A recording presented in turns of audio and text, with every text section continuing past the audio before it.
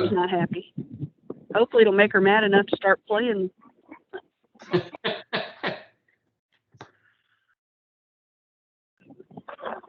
How was the weekend? It's been great. Like I said, we have got to see some old friends and whatnot, but was able to work all day yesterday. Oops, sorry, the wind's picking up again. It's all right. So, like I said, I'll just listen in because I really want to hear our guest speaker, and then when it comes down to agenda items, hopefully by then we'll be back in the car. Okay.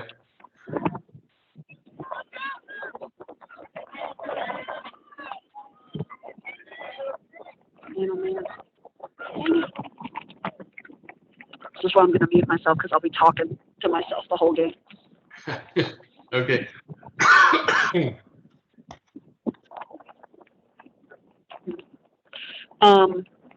Just so you know, is it just us right now? It's just you and me. Yeah. I was able to get the URL Lawrenceville Lions Golf. Okay. So we have it, and I've started the process with Birdies to get the website set up. I've held off publishing it just because we have too many missing pieces at the moment that we've got to decide, like the sponsorship, which we'll meet tomorrow. So hopefully we can get it live by the weekend. 7 o'clock still good? Yep, you cut out on me. I was just saying it's 7 o'clock tomorrow still good. Yeah.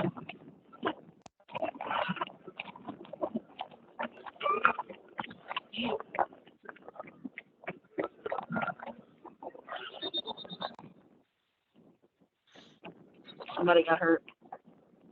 Uh-oh. I think she's okay, but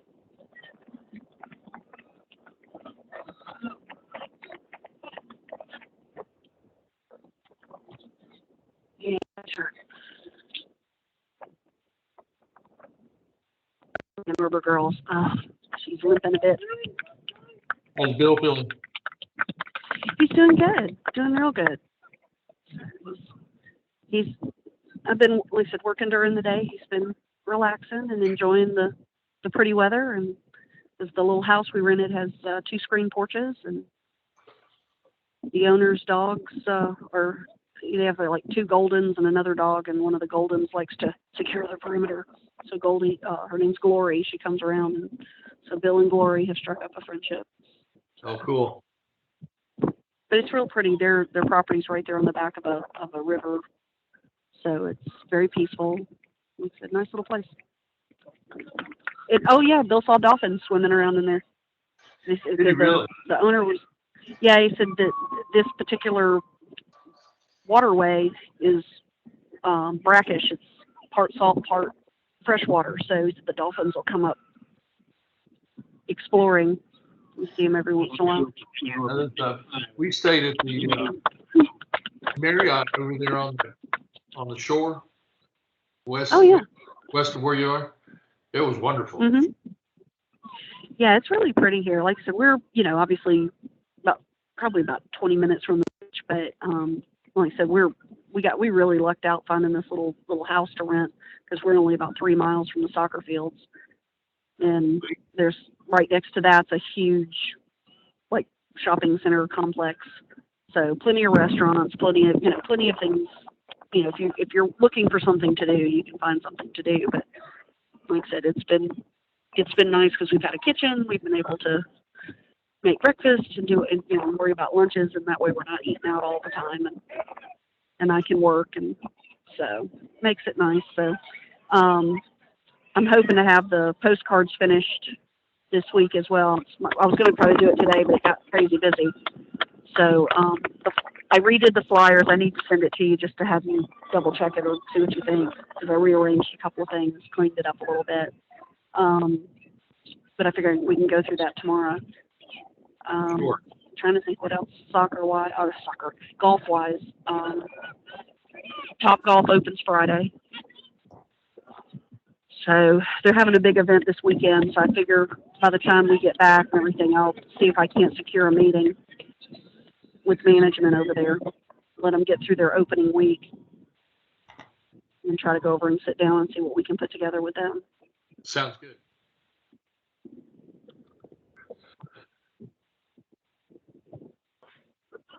I had a friend of mine who passed away a few years ago. He lived in Fairhope. Oh wow! You been there? I've not been through it. I've seen it on the map. Oh, it's really nice. A couple of good restaurants over there too. I bet. Yeah. Good. What a silly thing to say. You're near the ocean. There's going to be some good restaurants. Well, you know, it's one of those. There's good and bad everywhere. So we went to a place last night that was called the Island Wing Company, and they were pretty good. I had a jerk chicken flatbread that was very spicy, but very good. Yeah. But yeah, our friends recommended it, so we were like, yeah, let's do that. Brian just.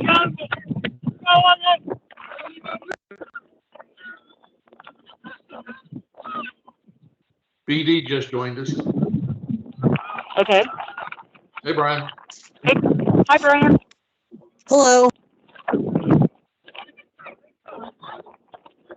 I'm hoping our president will join us.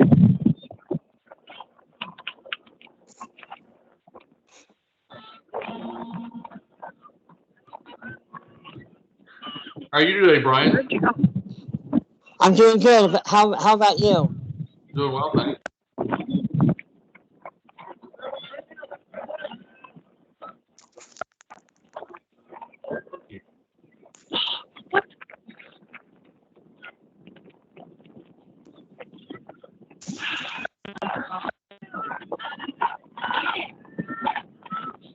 There you go.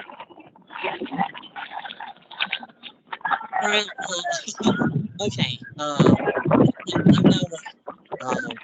I had a problem with my audio. Trouble with my Brian. speaker.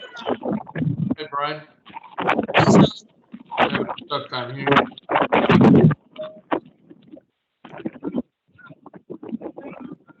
Hey, Ryan. hey, Brian. Hello. I'm Tom. All right. Nice to meet you, Tom and Brian. Yeah, Brian is our past president. Okay. We also have Catherine Gibbs, who's our treasurer, on the phone. Okay. Hi, Catherine. Hello. There you go.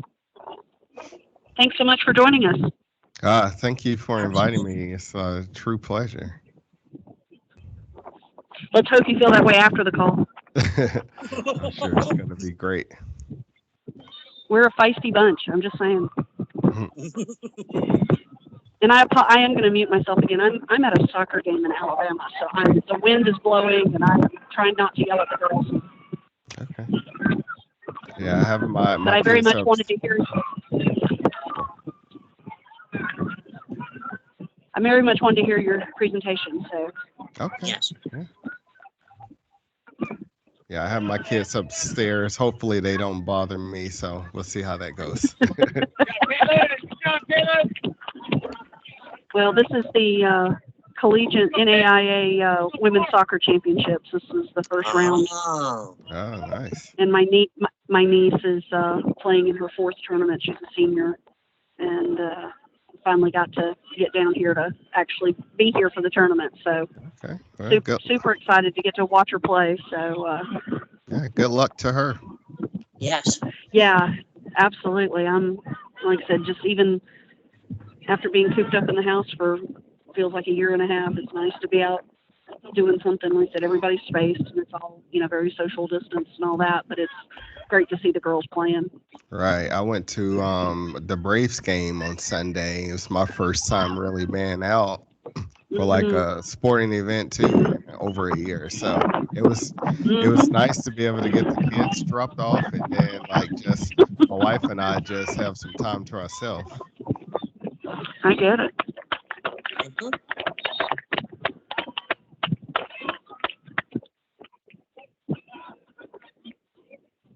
gentlemen, I'm going to go ahead and mute myself because I don't know how long I can stop not yelling because Okay. they are advancing the ball.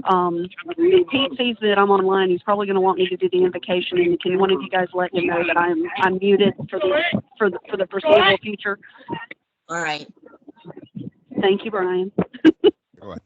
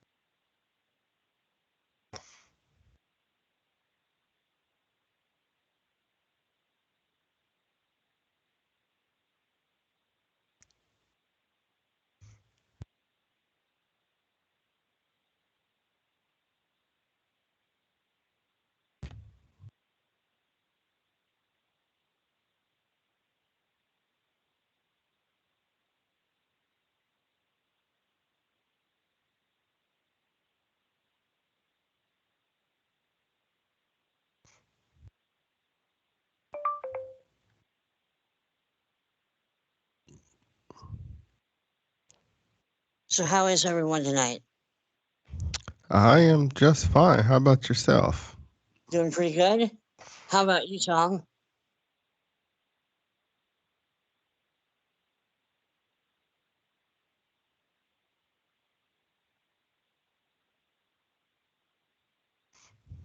He's still muted. Oh, I don't know if he Tom really, was muted. Yeah, how's that? that's better. that's good. I was trying to call Pete, our president. I think he was clicking on the wrong link to try to get on board. Oh yeah.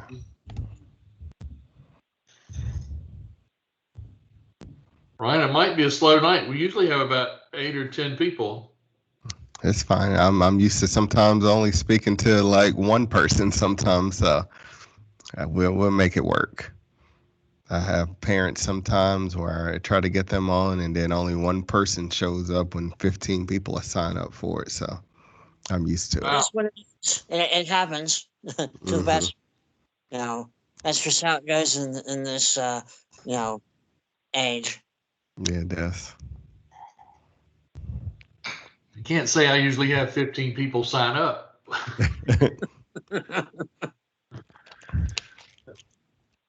Usually get one or two that'll acknowledge the invitation. But then you'll get like, there's Pete now. Okay. There he is. Did he call in? No, he just hasn't shown up yet.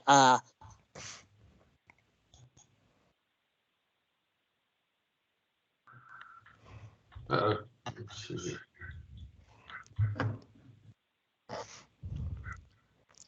You may be having trouble with his computer again. He said it's kind of slow.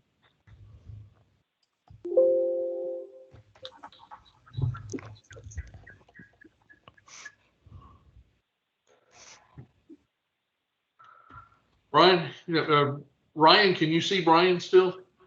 His screen is it's scrambled. Yeah, it's scrambled on my end too. Interesting. It scrambled when you turned it sideways, I think, Brian. Oh well. There you There go. you go. That's better. Well, I was trying to see if Pete was muted or not. And I'm in the. Can you hear me? We can Yes. hear you. All right. I'm telling it to turn my camera on, but it's not. But I can see the lights on my camera. Lights on, nobody's home. Oh wow. Yeah, but you can't see me, so I'm here. Okay. And just to let you know, Pete, Catherine is here, but she's going to be muted for the foreseeable future. She is at a soccer game, so It's really noisy where she is. So, but she's here. Oh, the judge? No, I said Catherine. Catherine Gibbs. She's not on tonight? She is here tonight. She is muted, but she's at a soccer game, which is why she is muted. Okay. It's really windy where she is, Pete. But you can see us, right, Pete? Yeah, I can see you. You're cute. Thanks, I appreciate that. Wow. You see Ryan and Brian? I saw Brian pop up. I saw Brian Cox pop up there a minute ago. I don't know who else is on here. That's There's basically it's a slim night. Ryan Cox and Brian and myself, and then Catherine are the only ones attending right so far. Okay. So welcome, Ryan. All right, how you doing, Pete? It's nice to hear from you again. Sir. And you? I'm good, thank you. I saw you over at the chamber meeting, right? Yes, we met at the 1818 Club during the yeah. business after hours. All right, so you know what I look like, so it ain't no big deal. Yeah, we're good. But I'm glad to have you here tonight. We really appreciate it, and hope that maybe we can help your group out there somewhere down the road. But we're actually really interested in hearing, what you guys do, and appreciate what you do out there. Thank you so much. I appreciate it. Let me turn my phone off because if people texting me already. Here we go. Are we ready to start, Tom? Yes. Pete, you're in charge, buddy. We got a couple people not here. Don's not here, and Brian Oaken's not. My opinion is they're late, so they'll join in when they get here. Well, there you go. Same thing I had to do. So let's go ahead and bring call the meeting to order. And hey, Ryan, would you do us a favor and lead us in the Pledge of Allegiance tonight? Yes, I'd be happy to. Thank you. Go ahead. All right. I pledge allegiance to the flag of the United States of America and to the republic for which it stands, one nation, under God, indivisible, with liberty and justice for all. That's great. Thank you, sir. I appreciate it. Did you say Catherine's on? No. Yes, but she cannot do the invocation. It's not, the conditions aren't favorable for her to do that because it's where she is. All right. Well, let me go ahead and I'll give the invocation tonight. If y'all don't mind, we'll just get through this. So please bow your head. Heavenly Father, we give you thanks for this day, Lord. We give you thanks for all that you do for us, Lord. We praise you and thank you for all that you do for the outreach that Ryan Cox has with Gwinnett. I guess the Gwinnett Chattahoochee outreach. Lord, we thank you for the help that you give us, Lord. We pray that you watch over this meeting, Lord, and keep us focused on the things that we do. Lord, we pray that you would be with us throughout this night, tomorrow, the rest of the week, Lord. We pray for those in our club membership that have illnesses, Lord. We pray that you put your healing hands on them, Lord. Lead, guide, and direct us during this meeting, Lord. And we thank you for all you do for us. In Jesus' name, amen. Amen. Amen. Twister. Kathy, Agenda.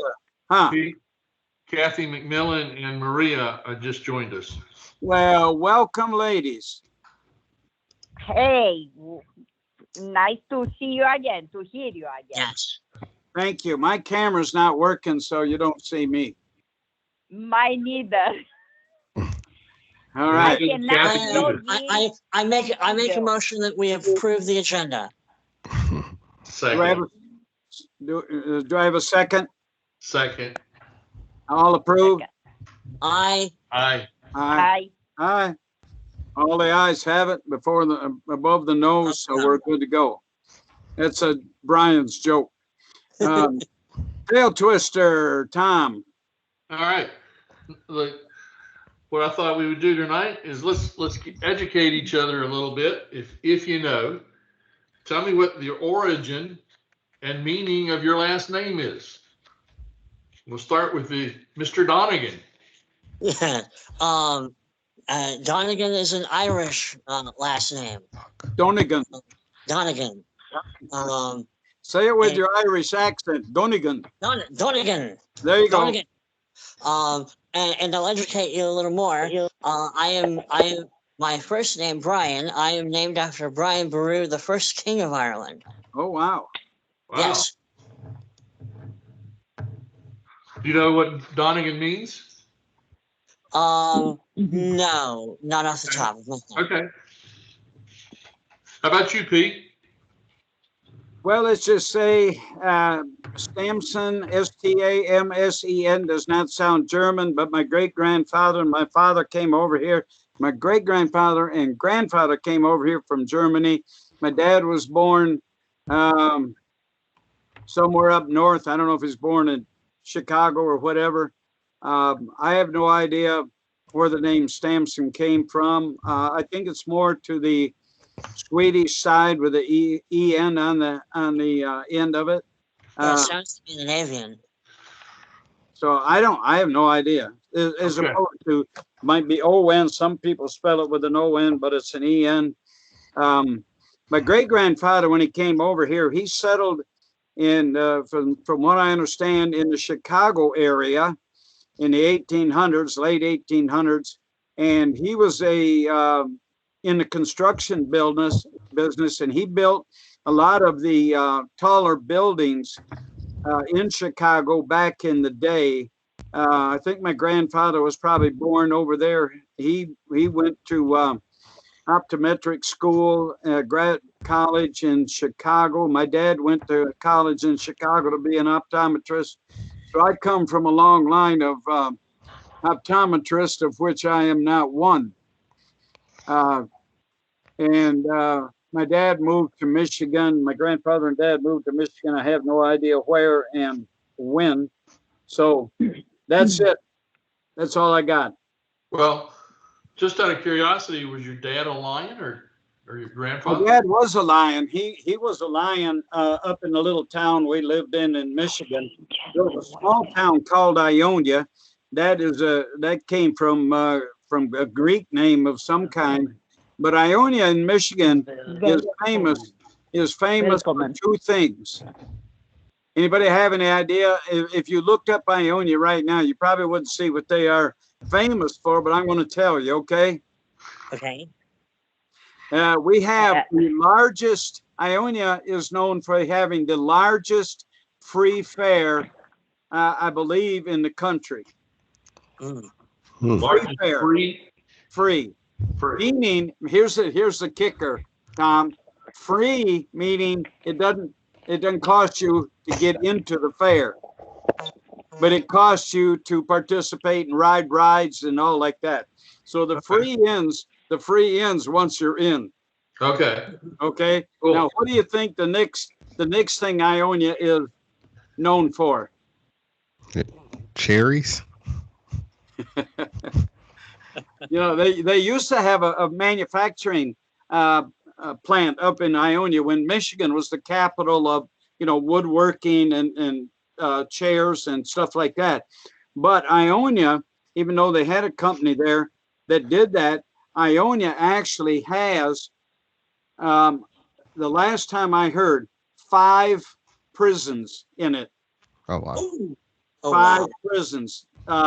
They had a maximum security, then they had a minimum security, and then they put 3 around there.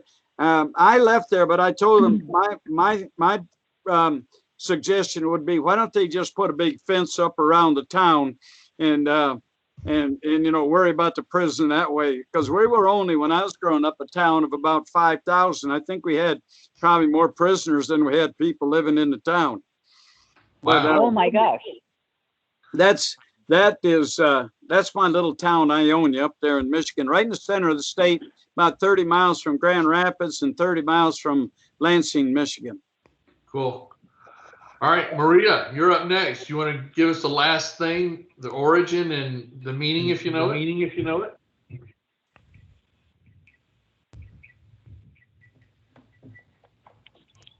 Is Maria here? Yes, she's here. Maria, are you muted? Oh, no, she's not muted. Maria, can you hear us? I wonder if she had to step away.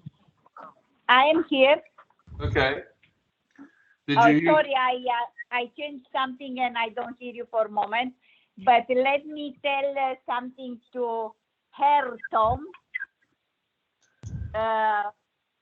Welcome, Herr Tom. I'm sorry. Welcome, Herr Tom. Welcome. Welcome to her. You're German. He's German. Welcome, He's German. Mr. Tom. Okay. Don't. It's not my. I asked my husband. I give one big elbow and I ask, how say in German, welcome. Oh, come on. I forgot. I'm sorry. I lived 2 years there, but when you don't use, you lose. I got you. You know what it means? Excuse me? You know what it means? The name means Welcome. welcome. It means welcome. Oh, okay. Yeah, it means welcome. Yeah. Oh, and welcome in German was welcome. It's welcome. Herr is Mr. Herr Tom. Yeah. Right. Okay. If you ask me my name, Yeah.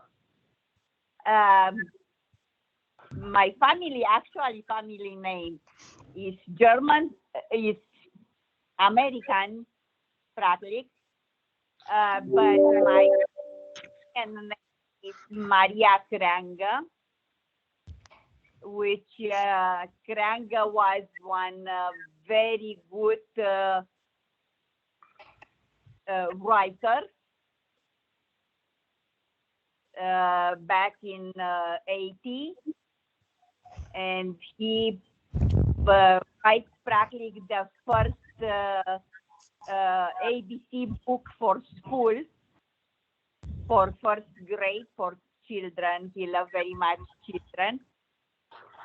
And I'm from North Moldavia, in Romania, one wonderful place, full of history and monastery and castles. But I'm here from quite good time. I have almost 20 years here. So did you grow up in one of those Moldavian castles? Yes.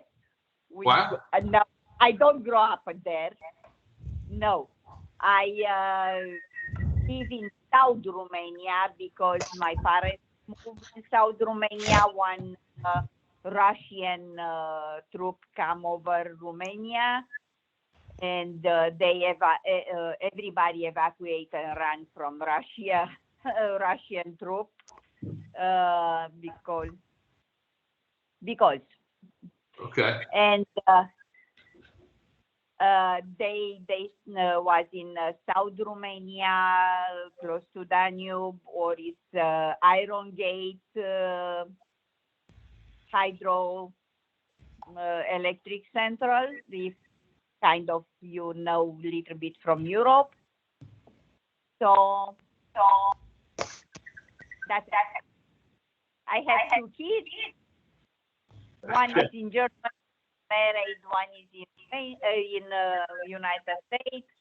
Tom know my daughter. Now your daughter's here. Okay. Thanks. Yeah. That's, Thank you. Catherine, can you talk for a minute? Hang on a second. Bill, Okay. where's the kid's name from? Is it What origin? Nationality? Yeah. Okay. Bill has no idea what nationality Gibbs comes from, but I'm pretty sure it means perpetually late. What about your birth name? My birth name is English, as is most of my mother's side of the family. My stepdad's side of the family's all German. Okay. So what was your maiden name? Tidwell. Tidwell. Right. So Sorry, they've got there's a player down, so I'm trying to be quiet. Player down. Okay. It's one of our players. Okay. All right. Hey, Kat McMillan, can you hear us? Yes. You wanna tell us to pick one of your last names and tell us its origin and what it means? Well, I've done ancestry on Joe's family and my own, so sometimes I get them confused. Macmillan sounds like a Scottish name, but in doing the DNA, he doesn't have near as much Scottish as he does other European things. Okay. And mine name was Bertz. And when I've looked it up, it said it was like a short man, a stub, a stump. Short man. In German. But yet, I don't know whether they left Germany and went to England. Anyway, but connected with England too, so I'm not sure. Okay.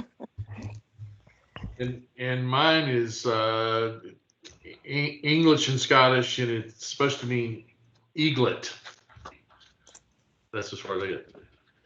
Hey, Pete, sorry that took so long, buddy. Ryan, you want to participate? Yeah, sure. Okay. So it's funny because I just did an ancestry on with my dad not too long ago, and I found out that my last name is Welsh. So it's my first name, Ryan, actually comes from the English. It's somewhere in the UK. It's either English or Welsh itself. And my last name is supposed to be like little. Okay. And then my first name actually translate to it's supposed to mean like young king. I actually have a tattoo, young king. Young king. I got back when I was about 18. So Did you really? Yeah, I actually do. That's what my name means. So I've always remembered that. Well, you'll never forget now, right? No, I won't. All right, Pete. Sorry that was so long tonight, but we're back to you. All right. Sound like you went through everybody, and we learned a little bit here tonight. So thank you for that. Second, we'd like to open now and let Ryan. Yeah, let me tell you a little bit about Ryan. Yeah. Ryan's the founder of Gwinnett Chat Outreach. He was born and raised in Chattanooga, hence the Chat in the name of the organization. And he tries to hold on to his Tennessee roots here and there. In moving to Georgia years ago and living in Gwinnett for over 10 years now, he has grown a passion for Gwinnett County and its residents. As a resident of the county, Ryan began to notice a social justice gap within the communities of Gwinnett. Ryan is not one to play the blame game. He took action by volunteering, continuing to vote, attending local government meetings, and launching Gwinnett Chat Outreach. He's continuously looking for creative ways to make a difference in the community and bridge the social injustice gap. As the founder of Gwinnett Chat Outreach, Ryan's goal is to help Gwinnett communities be healthy, well cared for, informed, and thriving. Ryan partners with the community leaders, businesses, and the community itself to develop and conduct public service programs. Ryan's shared passion for Gwinnett County and the well-being of all its residents is an extension of who Ryan is at his core. And ladies and gentlemen, I give you the little king himself, Ryan Knox. All right. Thank you Yeah. all. So, Welcome. did you want to ask me questions and I can answer questions, or I can tell you a little bit about it? How do you want to go about?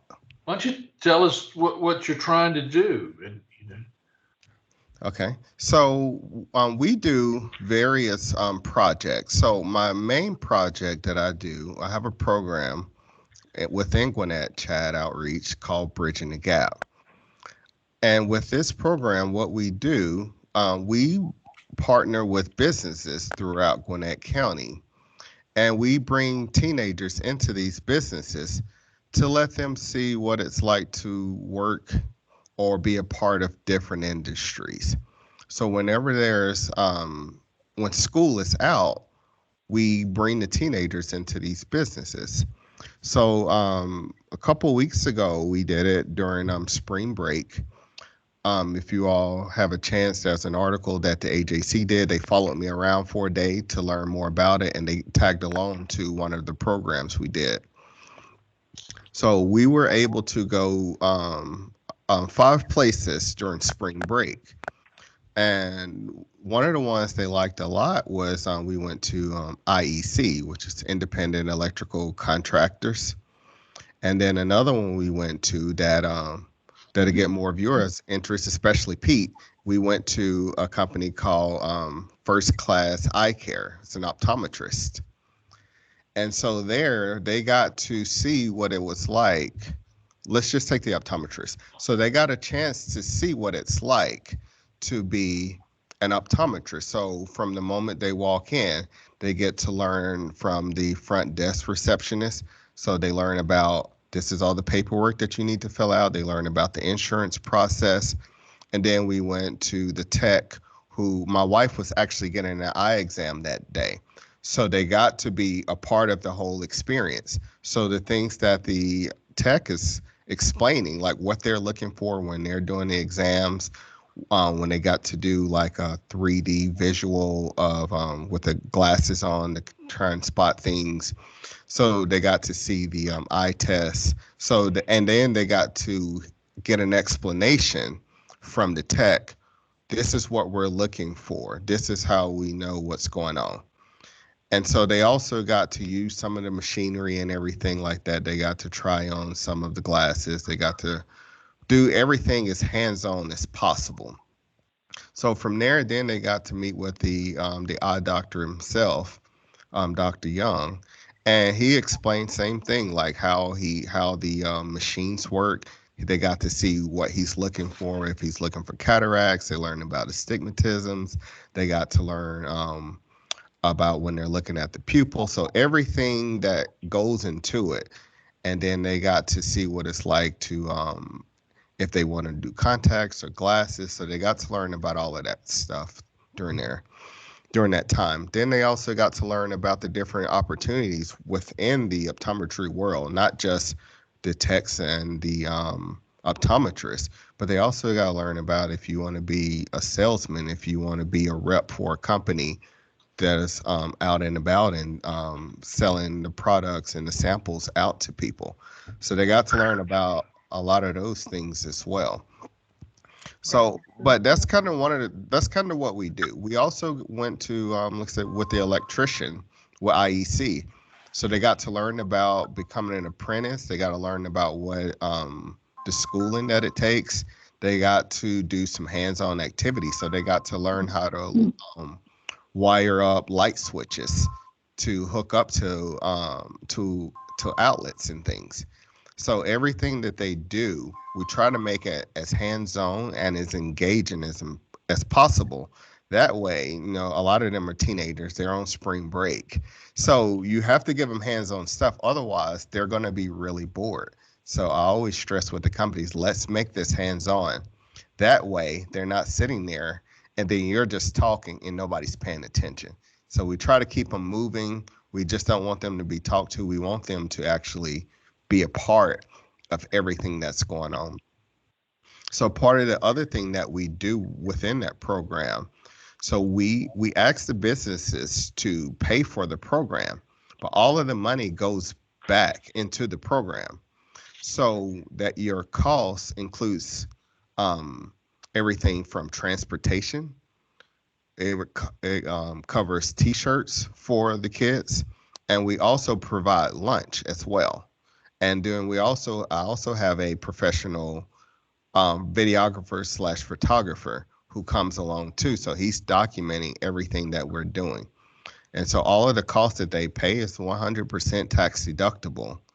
Since we are a 501c3 nonprofit, but it's also a way for the companies to be able to give back. And so we are able to do all of this, and it's at no cost to the teenagers themselves. So like, if they need a ride, I will pick them up. If they don't need a ride, they can meet us there.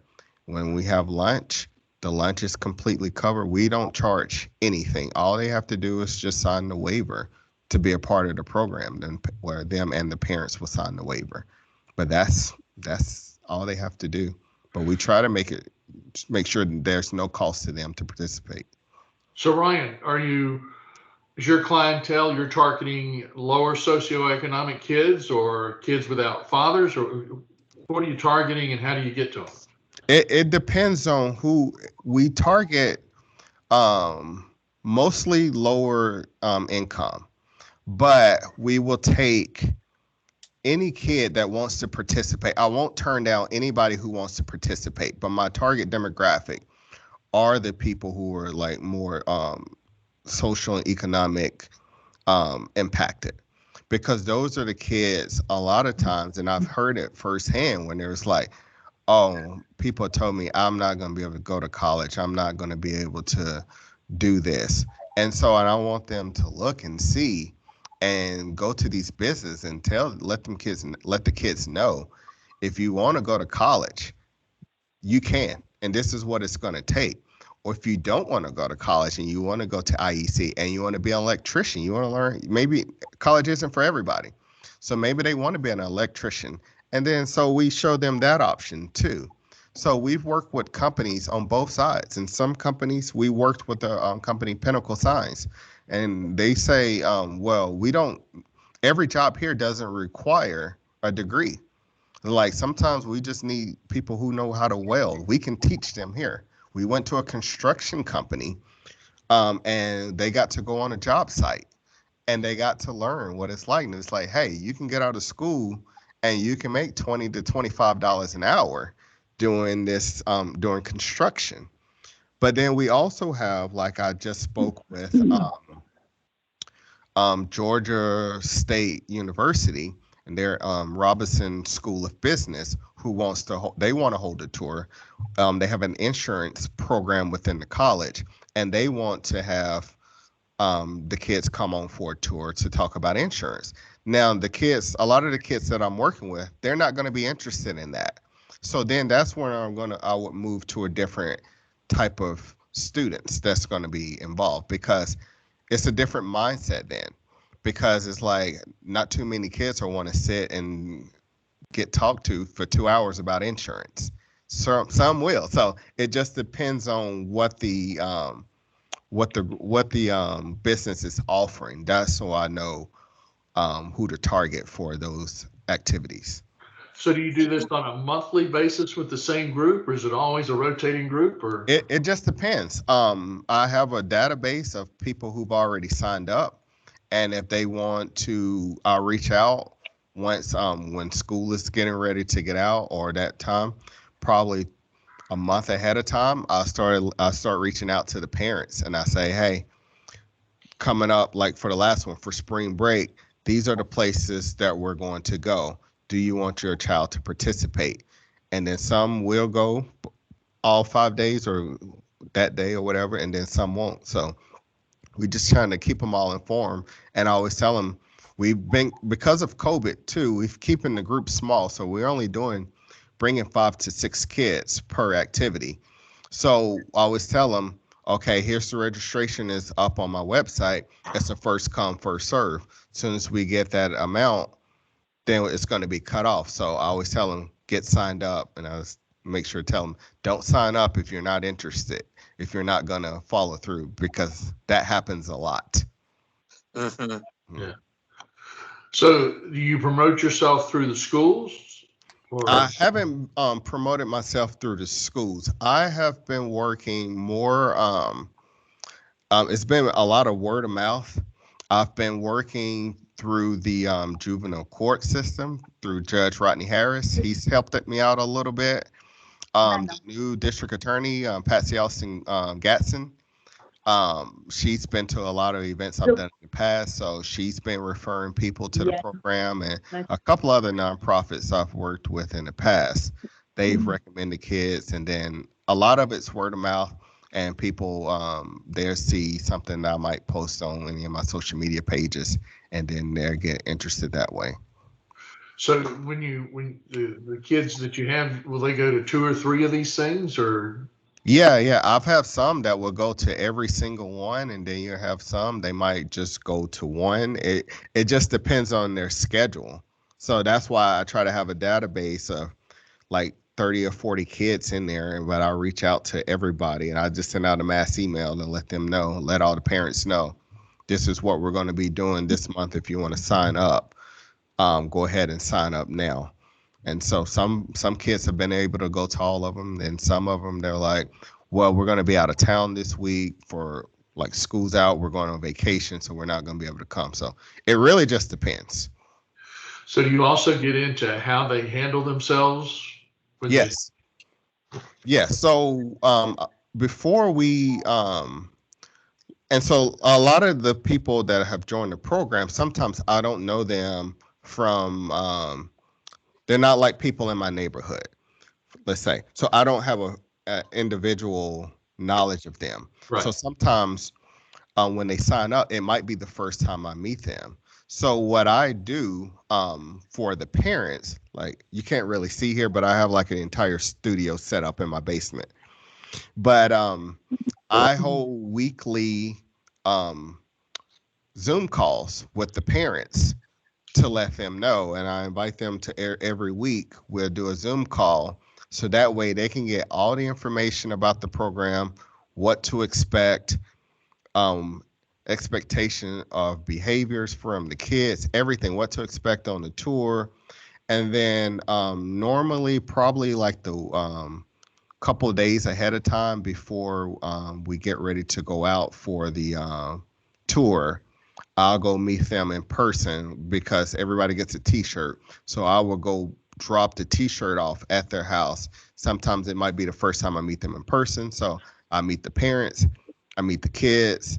We have a little talk. We talk about what to expect, behavior expectations, and all of that. So we do all of that ahead of time. And so far, no issue, no behavior issues. So have you had some that have actually gone to work for some of these businesses? I've had a couple who have actually done some internships. And so some of the companies too, especially the construction company, they're always looking for people to just intern. And so some of them intern and then some of them actually get paid. And so, um, and some of them, they're like 16, 17 years old. And it was like, hey, we provide transportation for you to make sure that you can get here. And then they're not like actually out in like construction sites, but they might be doing like simple tasks around the office and things like that. Do you have a vision for where you want to go with this?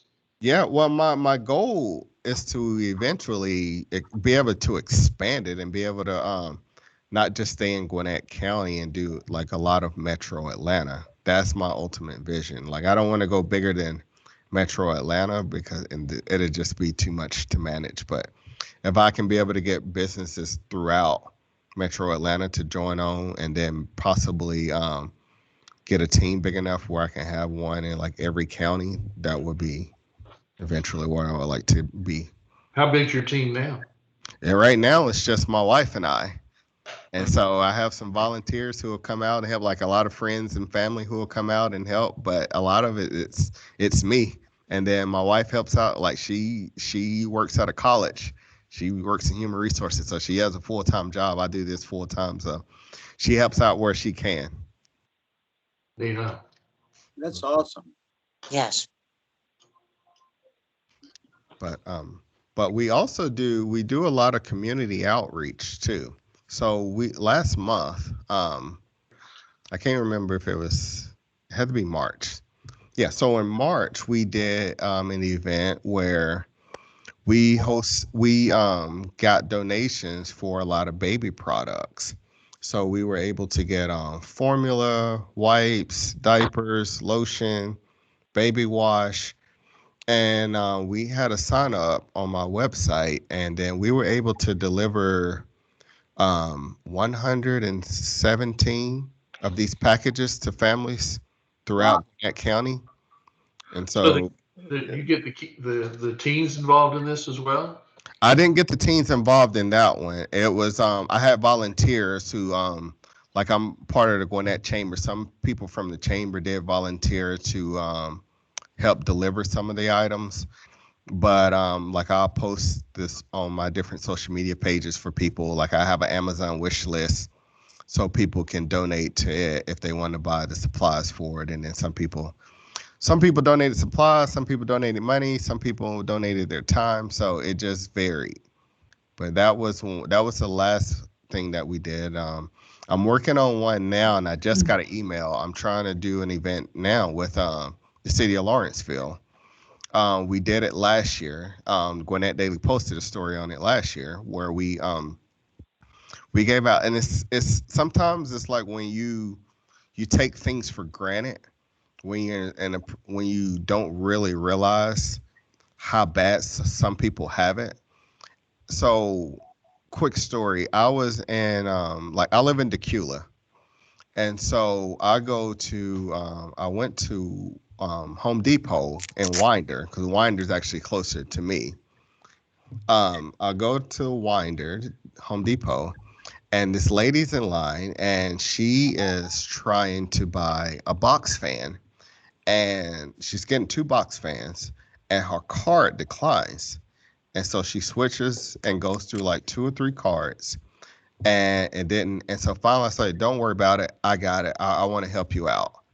So I bought her the two box fans, and she was so appreciative. So I get home and I tell my wife, I said, "Hey, I was just in Home Depot. This lady needed just like a couple of box fans, and then like her card declined. So I was like, I just bought it." I was like, and I told my wife, I was like, "This is something I think we ought to do for an event. We need to do an event where we can give away box fans and to people who need this." I was like, you take it for granted. You think something as simple as a fan is like $20. And it's like some people can't afford their electric bills. I was like, well, I said, that's something small that we could do to help. So I put a message out on Facebook and I told the story about it. And I asked people to donate. And I had one person, an anonymous donor, who ended up donating like $1,500. Well, she wasn't anonymous. I know who she was. She didn't want to be known. She just wanted to help, but she didn't want the publicity. So she donated $1,500, and then uh, myself, I bought 50 fans, and we were able to give out about 150 fans. And we also gave everybody who got a fan.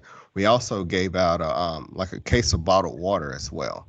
But that was something we did in Lawrenceville last year, and so we're working on doing that again this year, and we're trying to bump this up to 500.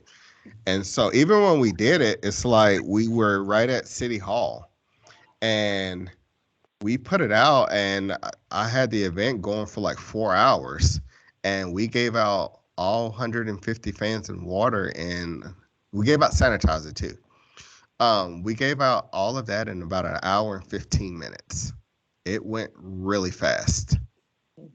And it's like you take for granted how much people are in need. But you need to get the kids involved with that too. Yeah, I do. That would have been great. Yes. Perspective.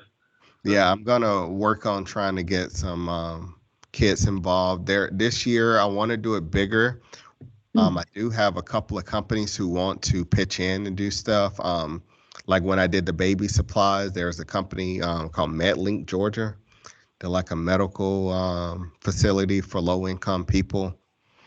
And they donated a bunch of supplies. And so they said they want to come out and help with this again. And then we also had another When I met Pete at the chamber that day, there was another company. I forget the name of the company, but they're an ice cream company, and they said they would like to come out and donate, give out some free ice cream to people when they come. So I'm going to reach back out to them in the next, probably tomorrow, and then see if they're still interested, so I can give City of Lawrenceville an answer so we can get this date saved, because we're looking at the last Saturday next month to get all of this done. Okay. That's awesome. Thanks. Thank you. Anybody got any questions for Ryan? Are the students mostly in high school, or do you use middle school people? Is We there an age? Yeah, we try to stick to teenagers. We're trying to go from there's some middle school, because I'll take kids as long as they're between like 13 and 18. That's the group that we focus on.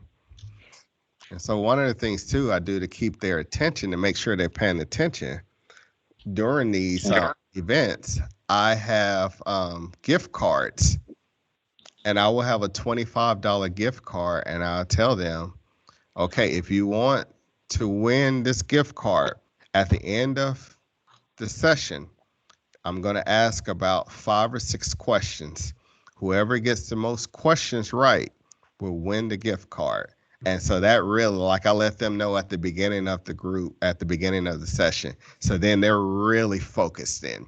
And they're motivated at that point. It's like, hey, I want to win that money. And at the end, you should see when they win it, they have bragging rights the entire ride home. So they love that aspect of it. Yeah, I'll bet. Any other questions? How the kids can come to enroll? There's if you go to my website, there is a sign up sheet on the website that they can go and sign up. Takes about probably a minute to sign up. And then when we have the next events, we'll start reaching out to parents and like I said, I send out a mass email to everybody that's in the database to let them know what we're going to be doing. So you just have to you'll just end up signing up. Like, the first part of the process is just to get your kids kind of like in the system, so we know that you're interested in having your kids in there. And then as the events start getting closer, let's say like if we do one next month, then I will send out another email. Here's the sign up form to participate in this actual event. And Maria, by the way, everybody, there's a link in the newsletter for Ryan's website, as well as it's on the agenda in the calendar that you got. There's a link there. I opened, and I have question for Mr. Ryan. Okay. They can enroll there, or in bottom of your page is contact us. No, that's just if people have questions about, like, if you want to ask me a question personally, that's what that's for. Like, if you have any questions, you can ask through that. But if they want to sign up, go to the look for the Bridging the Gap tab and click on it. And then there's a sign up form on there that you can go to sign up. I don't see that. I'm sorry. I still looking. I see your gallery. Mm-hmm. Yeah, it's just a Bridging the Gap. Okay. Working out with Angel. No, it's at the top of the page. Go to the top of the page. And there should be tabs going straight across the website. It should say like videos, volunteer, Bridging the Gap. Okay, I don't keep you busy. I still looking, and Maria, we'll get it for you. I found. Okay. Okay, thank you so much. You're welcome. Okay. Well, thank you so much for coming tonight, Ryan. We appreciate all that you're doing for the youth in this community. And we'd hope, that you'll come and visit us at other times, and just feel free to do that. Tom lives in Decula. Oh, okay. So if you'd like to come and sit in on a meeting and I would love a little to. bit more Well- familiar with it, you guys can talk about riding together. May I be Well, so after the good meeting. as you sound like a perfect you have the heart of a lion, Ryan. Thank you. Really I good. appreciate it. You know, Yeah, That I've was good, Brian. yeah, would had would a- love to have you as a member, Ryan. yeah, I would love to join. I'm always looking to get involved wherever I can. I truly mean that. Like wherever I can get involved, that's what my mission is. Ryan, I did I give you one of our brochures down there at the chamber that night? Do you remember? No, I think you just gave me your card. I still have your card. Okay. Well, we're glad to have you tonight. I think, we're missing the boat if we don't get out there and look and see where we can help the youth of this country, because one of the things that I try to promote is we can provide glasses for kids, Okay. and when they're going to school, if they with a family that can't afford a pair of glasses, what really does it do for them to go to school, because they can't read, and learn? But Right. if we can provide those glasses, then they're going to have a much better opportunity to learn, what the teacher's teaching, and read those books, and help them in that way. And you're virtually doing the same thing. I was happy to hear that you were able to take some of those kids over to the local optometrist, and maybe some of them were scared to go there and have their eyes looked at and examined. But that doesn't hurt a bit, does it? No, it's a funny story because that day that we went to the optometrist, I kid you not, all 6 kids all wore glasses. Wow. It's complete coincidence. Like everybody, like I wore glasses too. And so the place we went to, First Class Eye Care, I cannot rave about this place enough. Like I just turned 37 and I have never in my life worn contacts. And then a part of the tour, what he told me, and it's like as many times as I've gotten my eyes checked and I've worn glasses all my life. I've never heard anyone say, hey, if you've never worn contacts before, we have a room here and we'll teach you how to do it. Because I've always been like terrified of like sticking my hand in my eye. Yeah. And when he told me that, I was like, okay, I'm gonna schedule an appointment for tomorrow. And I went up there and I got my eyes checked. And then I walked out of there. They literally spent about an hour, probably over an hour with me individually to show me how to put contacts in. And I Wow. walked out of there with contacts the same day. And so they just called me today to pick Wow. up my contacts. And it's like I was just blown away. But they do an amazing job. And they do a lot to give back to at that company. Where are they located? They're in Duluth. They're at close to Sugar. They're on Peachtree Industrial, but it's closer to like Peachtree Industrial and Sugarloaf. It's Oh. right in that area. But they are great. Company? First Class Eye Care. They're a new company. They've only been there since January. Gotcha. I put a used eye box in that company back a month and a half ago. Hmm. So they're collecting used eyeglasses there. So that's great. Okay, good. So Yeah. I'm glad you were able to take those young folks in there, and they were happy to have you in there and educate these kids on that kind of thing. So that's super. Maybe we'll get an optometrist out of that. Yeah, meeting. maybe.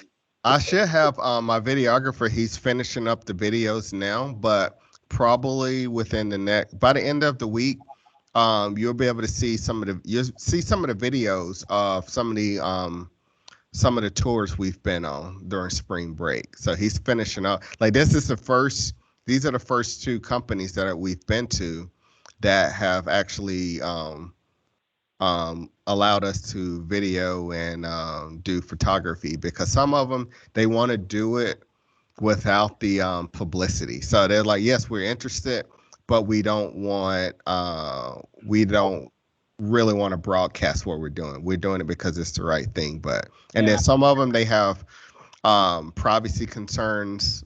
They don't want video. They don't allow video inside their facilities for whatever reason. So it just depends on the company. So every company is different. And so these couple of companies, we were able to do photography and video. So Yeah. you'll be seeing the video soon.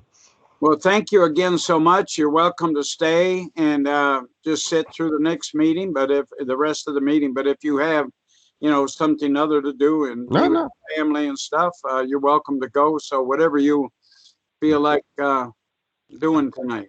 I'll stay. My wife is taking care of the kids, so I'll stay and hang on for the rest of the meeting. Fantastic. Well, again, we appreciate you being here. Okay. I'll mute myself now. Brian Donegan, you want to talk about under old business officers? Hold on. We have to. I need to make a motion that we approve the secretary's report and dispense with the reading of said minutes. Very good. Do I hear a second? The secretary seconds that motion. All right. Yes, that's a motion. It's been seconded, Pete. Okay. All in favor of dispensing with the secretary's report? Say Aye. Aye. All right, now we can go under old business, and first of all, I have been making some phone calls. I am not done with the calls. However, I believe we have enough information for it to be sent to LCI for the information that we have, with me as president, Tom as secretary, Catherine as treasurer, Pete as membership chair. That's a common practice. And you can put me down for LCIF. However, I will appoint somebody in the next couple of months. We've got a bunch of we have new member opportunities coming up the wazoo right now. So, and I want to get them involved. So we have other things like that. So that is my report at the minute, and to be as brief as possible, so that we get through the rest of the meeting before 8:30. Well, or as close to 8 as possible. Yeah, there you go. Any questions on the upcoming officers? Brian, do we need to vote on them tonight? Not. Is that basically a done deal? It's basically a done. It's real. Since we had the last election was 2-year terms. Right. We're kind of. But as I said, we have enough information to send to LCI. That's right. And actually, I think nobody's running against you, Brian, as president. So I think it's a done deal, right? So you and I are just going to swap places for next year. All right. Thank you, buddy. All right. Membership report, Brian. We're going to keep okay. All right. Well, membership. We got some exciting stuff coming up. I was on the phone today with a former judge, Kathy Schrader, who's helped us with a lot of projects in the past, including our food sorting, including our some of our previous ball games, and other. She sponsored the past golf tournament. She was thrilled to death to hear from me, and has been issued a membership application.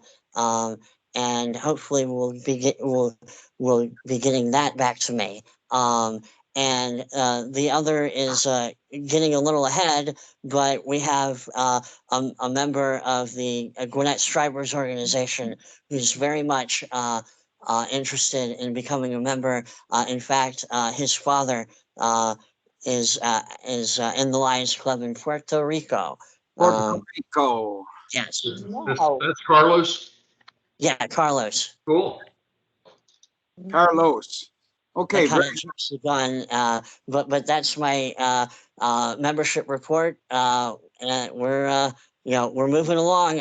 I'm talking to more people. We're gonna get several new members before the end of the end of the Lions year. Good job, Brian.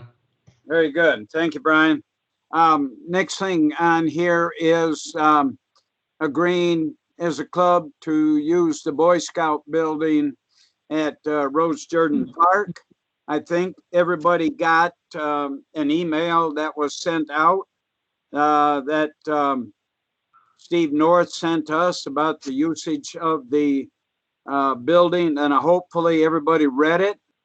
I think we have a wonderful, wonderful opportunity to utilize this building. And that's exactly what the city of Lawrenceville wants. They want us to utilize the building. They don't want to tear it down. They want it to be used and kept in good shape. So how many of you, has anybody here not read that agreement that was sent? All right, so y'all have, does anybody have any questions on it? Well, I'd like to make a point. I believe it is a fantastic deal. I believe they really, really, really want to work with us. And I believe we have, in my head, I believe we have enough information to, if we mind our P's and Q's and ask before we, act if there's a question, instead of do it and plead forgiveness later. I think we have a really good arrangement. I'm ready to approve the building. Okay, and so you're putting that in the motion of voting for the building I'll go use. ahead and I'll go ahead and make that as a motion. Second. Okay. Tom, second. Yes. Anybody have Yes. any other points they want to make? Or, we're only going to spend, that's only going to cost us $10 a month. We can't beat that, right? So if anybody has any other questions or wants to make statements, go ahead and air them now. President Pete, Yes. this is Catherine. Sorry, I'm finally back in the car. The only question I would have is, I know you posed the questions about the additional requests that we had from our last meeting. Is any of that been addressed? Refresh my memory on that. Who says list of cost questions if we you want- went over with Steve after our last meeting? If what? There's the list of questions that you had from our last meeting that you were going to cover with Steve the next day. Yeah, and I went over that, and I think that was part of what I sent out to everybody. I think we covered all of that in the letter that I sent out. I could be mistaken. I didn't get a lot of I feedback. saw where you asked the question. I didn't see the answer. Do you have what, like one question or all of the questions? Pete, I saw the email where you asked Steve about a place to store our stuff. He did not reply on that. I did not see the other questions asked. Okay. That particular thing, they were going to go in there and look and see if there is, because he didn't. What he said is they need to find, a place that would be appropriate for us to start, for us to store our stuff, right? And he hasn't Okay. gotten back on me yet, because I don't think the last letter that I got, they haven't been able to go in there and clean up and sufficiently look at it. They're still waiting for Jeremy Powell to go over there and put the finger on the stuff that he wants to get out of there. But the last letter that I got from him was they were still, it hadn't been cleaned yet, but they're welcome to use it, which would have been today. We are going to clean the bathroom and the kitchen some on Monday, but we won't have a chance to clean everything. He'll give me a key. And basically, I just have to go over that. What I want to do is go over and look at the building and see where a place that they could make like a closet of some kind that we could store that stuff. So that's where we stand with that, Catherine. All right, Pete. Thank you. And I have your questions here, Catherine. Why don't we ask Pete and let him address it so we know. Pete, one of the things we'd ask about was a price for for a third party if we rented it out. All right. Basically, I don't think if he actually answered that, but I would, if I were us, if this is our club and we're going to meet there and they are over that, I would prefer to let them be in charge of authorizing use for the club. Because if they authorize other people to use it, then they're responsible for it and we aren't. Does that make sense? It does, but our discussion at the last meeting was around if we had that opportunity, what would the price be? You, CJ, you don't feel comfortable with that now, so you left it out. Yeah, if you think about it, I'd rather them to do that. If we want to use the building other than the 2 meetings that we have during the month, all we have to do is just put our name in the hat, tell them when we need it. And I don't think there's a problem with that it's even going to cost us, any more money as long as they know we're going to be there. And, somebody else is not using the meeting or the building, when we want it to use it or vice versa. So I think it would be perfect. Both. And Catherine had suggested that we go through and pick out all our meeting nights so we had it ahead of time for the year. Yeah, and I don't see that as a problem. Yeah, I just wanted to know, like, that if we do want to rent it for a third or fourth night during a month, if there's something crazy going on, then, we have the opportunity. Yeah, as far as we could put our normal meeting dates on there, but I think to be fair to the city and fair to us, I don't want to be putting a date on 6 months from now and have that wash out. So to sit down and talk with them, how much time would they normally need? Like right now, sure. As the zone chairman, I'm looking at putting together some meetings for new member orientation and having them on a Saturday morning, say from 9 to 11, where we can have other clubs in our zone send their new members to come to that orientation, and we're able to use it, keep it clean, buy some donuts or something to drink, perk some coffee or whatever. But to do that, I would get the authorization from them just so there is no conflict with another group. I think that's fair to everybody. Okay. And so you understand how that works? Because I have inside information on how that works. The zone has a budget for that. The zone actually the zone has a budget and at some and to some juncture will pay back Pete, in other words. Well, I don't know if it's the zone that has it, but it may be the district has a budget for that. I'm not sure the zone does, Brian.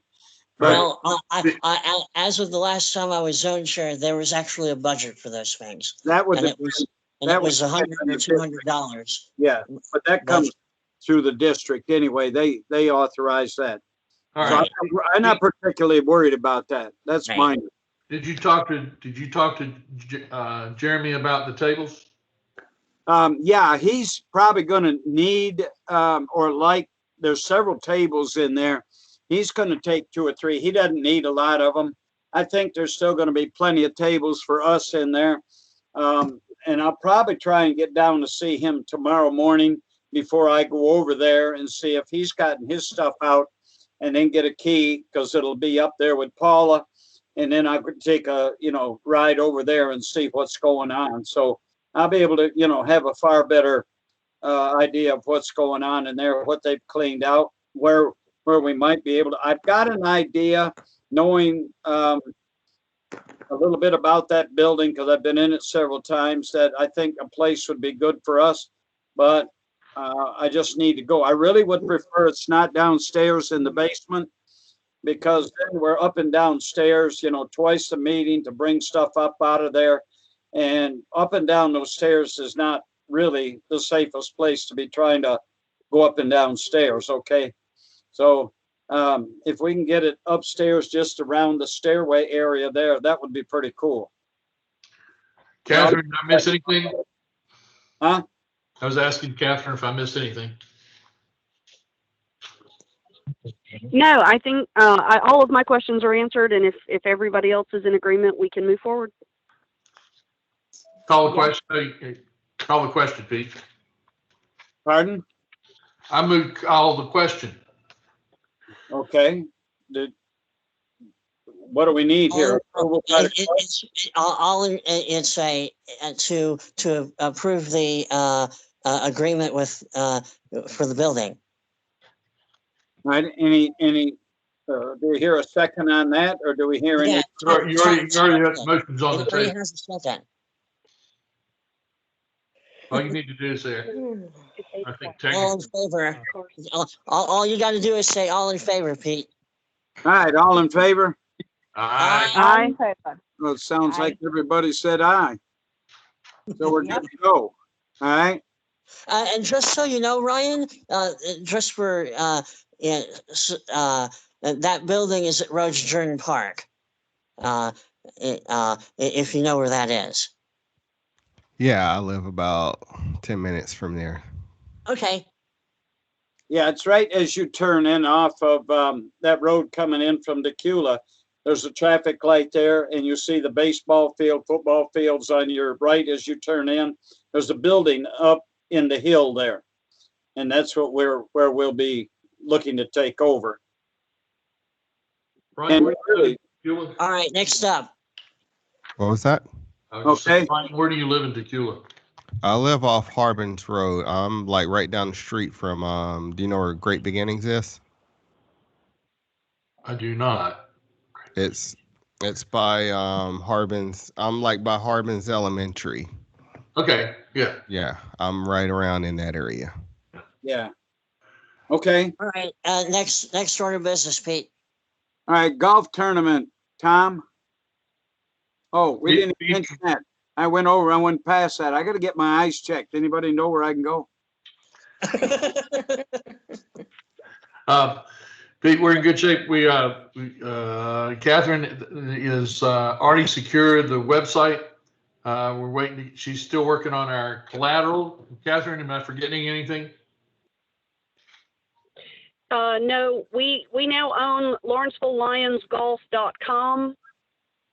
And as soon as I have the birdie site done, I'm going to reroute the URL so when people, we'll be able to promote that as the website from here on out. All right. And the blah blah blah blah blah. Sorry. Like I said, I've talked to birdies. I've talked to them. And I have already signed the contract with American Hole in One. So our longest drive and hole-in-one contest is moving forward.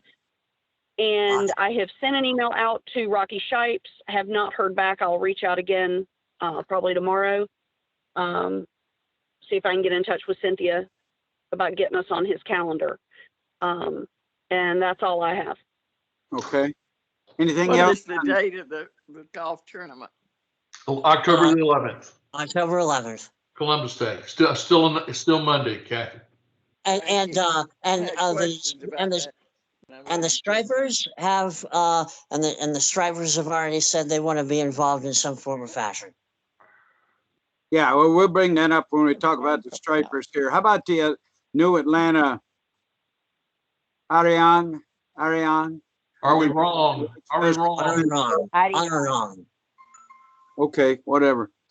Anyway, that's going to be on June 12th. You're the guiding light for these guys. You better know how to say that. Yeah.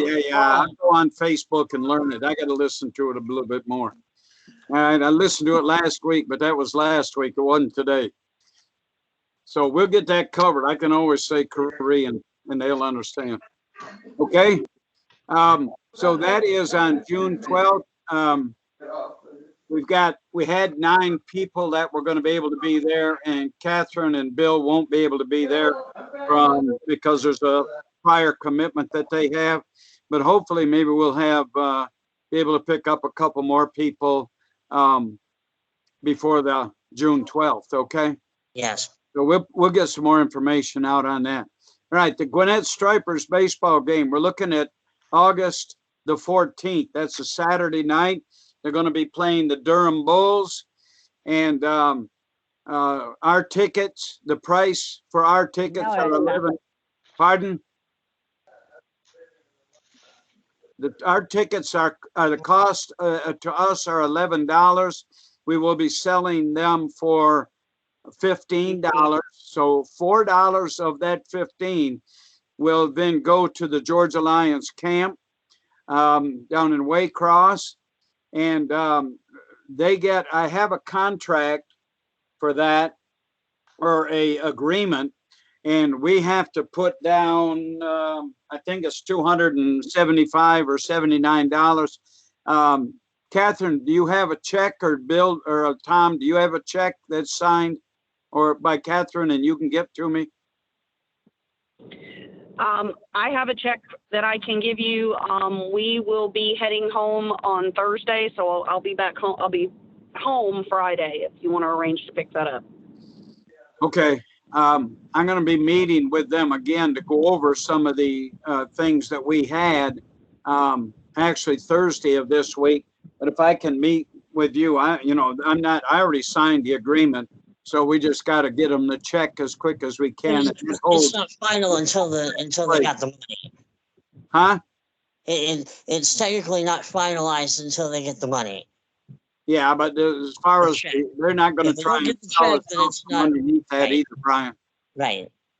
So we're going to have some good seats like we had a year and a half ago, and they're going to try and make available and this one of the things I got to meet with on Thursday, that they're going to try and make available one of the suites, $850 suite that we can use and sell as a raffle, and it can go this year or next year. So I would suggest that we say that we'll use it next year,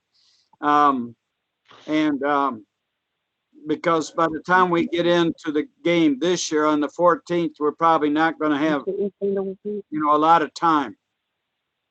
So hopefully we're going to be getting a suite up there. They're going to try and do some other things for us. We'll be able to have a tailgate party out there that afternoon.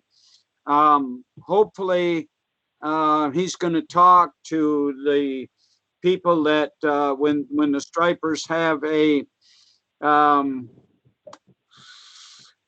like a night for what's the word I want, Ryan? Health Brian? fair. Health fair. Health fair. Yeah, they're going to try and work us in to have vision screening that night. I've already talked with one of our counterparts up in Toccoa. He tells me they do this outside quite frequently. All you need is a covered shelter, and then they put something around it to kind of make it darker inside. And he said they've done this for several years. So I think that's a doable thing. Also, I should have that information to get that all finalized by Friday. Bag the books. Tom, you got something about that? No, I don't. All right, that's a done deal anyway. It was done last Friday, I think, or Thursday. So that one's a done deal. Now, under new business. Anybody went? Send me pictures. Did you ever get any? None of the Lions went. Pardon? Really? According to the sign me up sheet, none of the Lions, I didn't recognize anybody from the Lions. Bill and I signed up to go Saturday, but they finished on Thursday, so they didn't need us. Yeah. Oh, yeah, I gotcha. Yeah. All right. Unfortunately, that popped up kind of unexpectedly at the time. So I wasn't able to go, and it got away from me. So, hopefully we'll be able to hopefully they got it done in time. So evidently they had plenty of help out there. So that's a good thing. They were going to work into Saturday, so they were done Thursday night. So that's a good thing. But we'll try and get in there and work with them next year. All right. Lion of the Year. I'm just going to talk about this. We're not going to vote on it. We have for years and years and years. We have not done it for the past 3 years, but we normally vote on a Lion of the Year. And how we do that is, and why I'm bringing this up tonight, at our next business meeting, which will be over hopefully at the Boy Scout building, the second meeting in May, we will be voting on the Lion of the Year. And how we do that is, I'm eliminating myself right now. We don't even remember right now. I asked Brian earlier tonight, who was the last one? He doesn't even remember because it's been about 3 years. But what we do is, I want everybody here in this meeting, and we'll try and put out a email for everybody to think about who in our club would deserve to be the Lion of the Year. And then when we come to the meeting, and the next meeting, you'll be given a blank sheet of paper. You will write that person's name on there and say, I would take it and take it to our person. I will count the names, and then we will have a plaque made for that person and then present them at our either the last meeting, whenever we have our new officer induction. We would present that to the Lion of the Year. But you're given a month right now to think about who you feel. And I wish more people were here, but we'll put out an email if Tom will do that. And then we'll be voting at that. And I'm taking my name off of there. I've been it several times. I got a lot of. The current president isn't eligible in the first place. Huh? The current president is not eligible in the first place. Right. And the previous Lion of the Year is not eligible, but we don't know who that is. So I don't think it's anybody in our club right now. So so I think everybody is good to go but me. And so we'll be voting on that. Okay. Lastly, Gwinnett County Public Schools vision screening. Catherine, would you let me know where we're going on that? Oh, am I excited to share this with you guys. I'm getting hold on to your hats, boys and girls. So we received a out of the blue email from a principal at an elementary school in Snellville who oversees the coordination of the vision and hearing screenings for the entire school system. And she had a conversation with someone in the Cobb County school system talking about, how they're getting all their vision screenings done and this and that, because this year Gwinnett's in a unique position. They were not able to do their third grade screenings this last school year because of COVID. So for 21-22, they're going to have to screen all the third graders and fourth graders. And their typical screening team is a group of 5 people, and they do all the screening, not just, vision and hearing. So she's a little nervous about trying to get 22,000 children screened, given the amount of time that they have in the schedules. So someone at Cobb County said, well, we use the Lions Club to handle the vision. So she sent out an email, ended up in my inbox. And after talking with John Rudert and talking with Assistant Principal Chambers, I met with her today, and everybody's super excited. John reached out to the Lighthouse, the executive director of the Lighthouse, because it looks like we're going to need to order some more machines. We're going to start reaching out to all the clubs in Gwinnett County to ask for their assistance so that we can put together teams to be able to help the school system get these kids screened. And what we hope is it will put our foot in the door to be able to continue that relationship with them beyond this year where they're in a pinch. That is amazing. It is super amazing. I was wound up like a kid on Red Bull after I got off the phone with Jennifer. So it's going to be, this is something John told me today, his note back to me said that this is a wish come true for him. He's been trying to get his foot in the door with Gwinnett County for a while. So, and I know Pete has tried to get in with the city of Lawrenceville schools. So this is huge. This is so huge for the Lions of Gwinnett County. And well, the best part is between John and Pete and the other Lions that know how to use the machines, we're going to be able to provide training for any new Lion or any Lion period that wants to learn.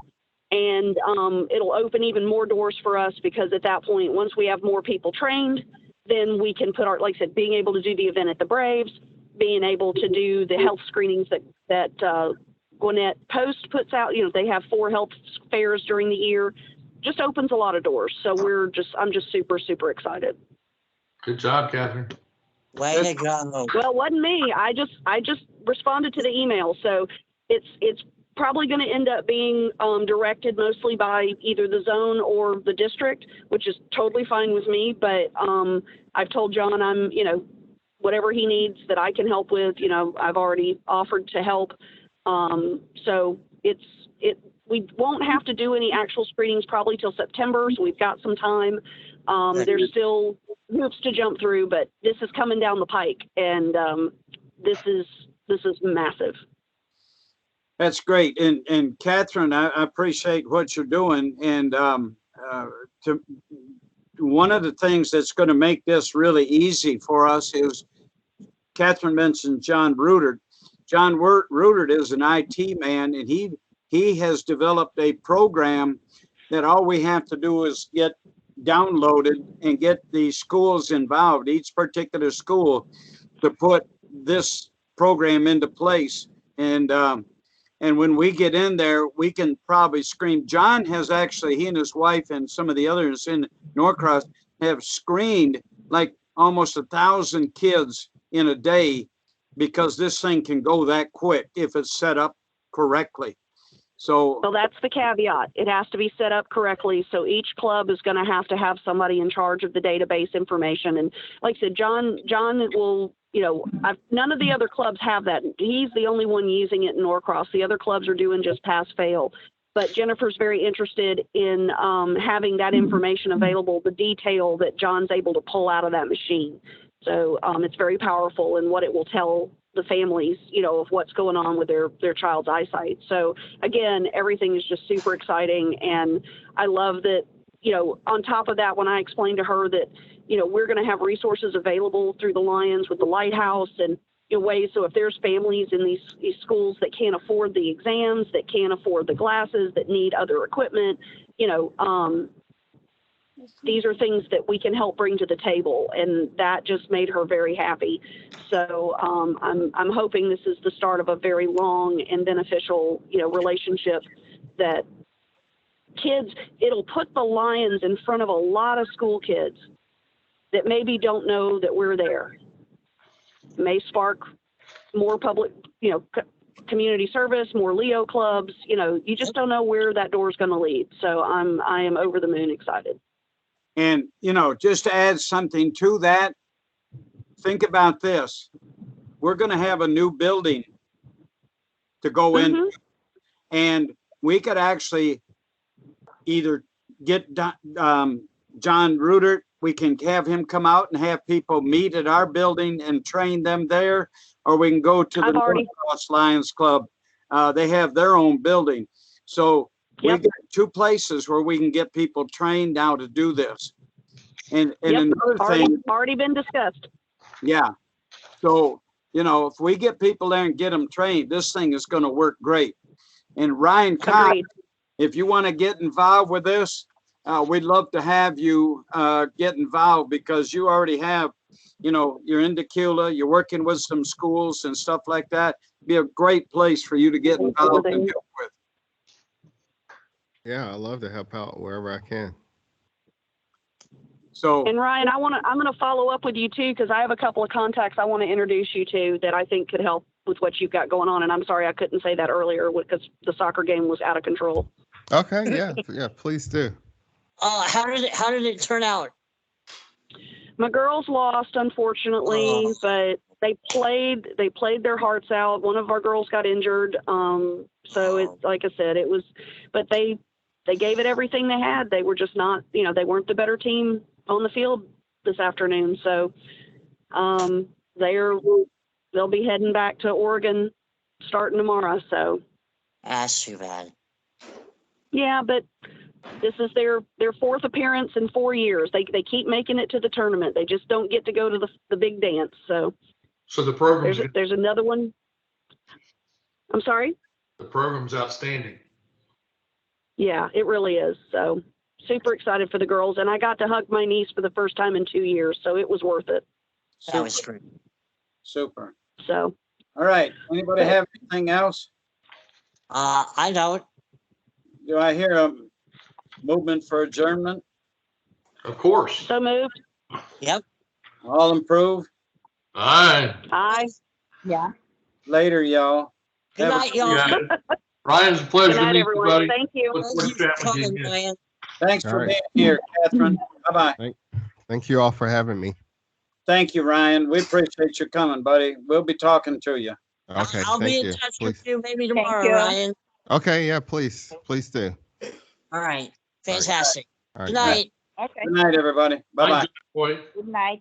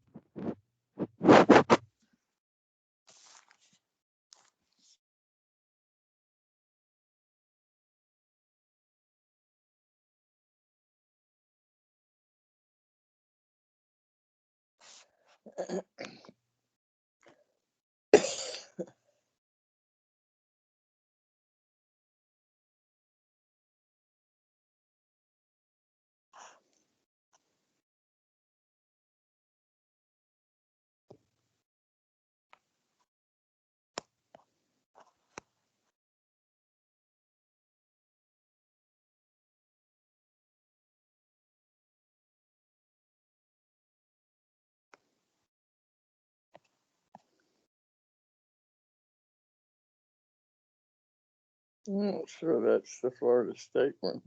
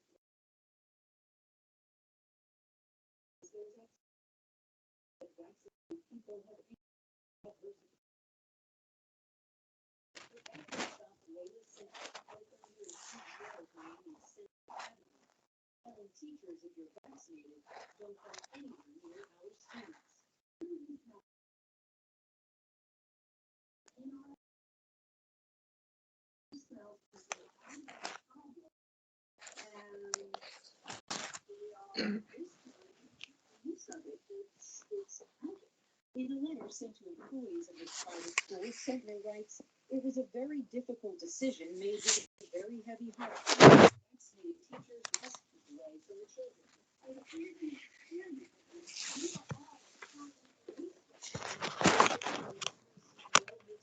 False claims. COVID-19 vaccines are still in its emergency use authorization. Clinical trials are not scheduled to be complete until 2023. The truth is, the vaccines are approved use after extensive testing show they are both safe and effective, and clinical trials in adults have been completed, all three vaccines, to satisfy the FDA's emergency authorization. Some parents, like this couple with 2 children in preschool here, think the school's ban on vaccinated teachers will keep their kids safer.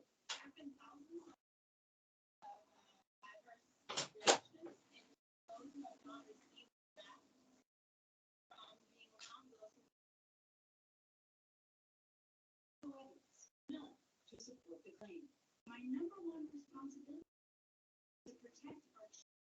That may be true, but her claims aren't based in fact, and the school's new policy could be making things more dangerous for the community. Because the actual science tells us the more people who get vaccinated, the more quickly we can put this pandemic behind us. This man's children don't attend this school, but he says he might be okay with the policy. Send your kids to a school that told their teachers they could not be vaccinated? Maybe. All of this, CEO has frequently shared anti-vaccine conspiracy theories on social media. In one Instagram post, she claims she doesn't say who they are, will decrease the population by 15% through vaccines. Once she appeared with a 9/11 YouTube questioning mask wearing for children. I say 80% of our kids don't wear masks. And her letter to the staff also a conspiracy theory, suggesting because of there have been thousands of deaths of menstrual cycles being impacted and a 366% increase in miscarriages. However,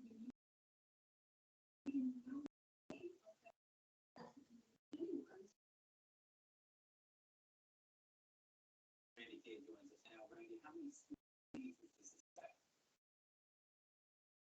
It impacts about 300 students, about 70 teachers. And I should note that the tuition here can run as high as about $40,000 a year. And that's the real tragedy. It's because this administrator is buying into these conspiracy theories and really denying these students access to teachers. They want them access to the education that these teachers can provide. In fact, on this website, they promote medical. As you heard there, she says the children priority, but if you look at the science and you listen to this, as you know, I don't have to tell you this, they say that these students will be any students will be a lot safer around vaccinated than teachers not vaccinated. But the here, the CEO, the administrator just doesn't want to believe that. Or Randy K, thank you so much for that report. Appreciate it.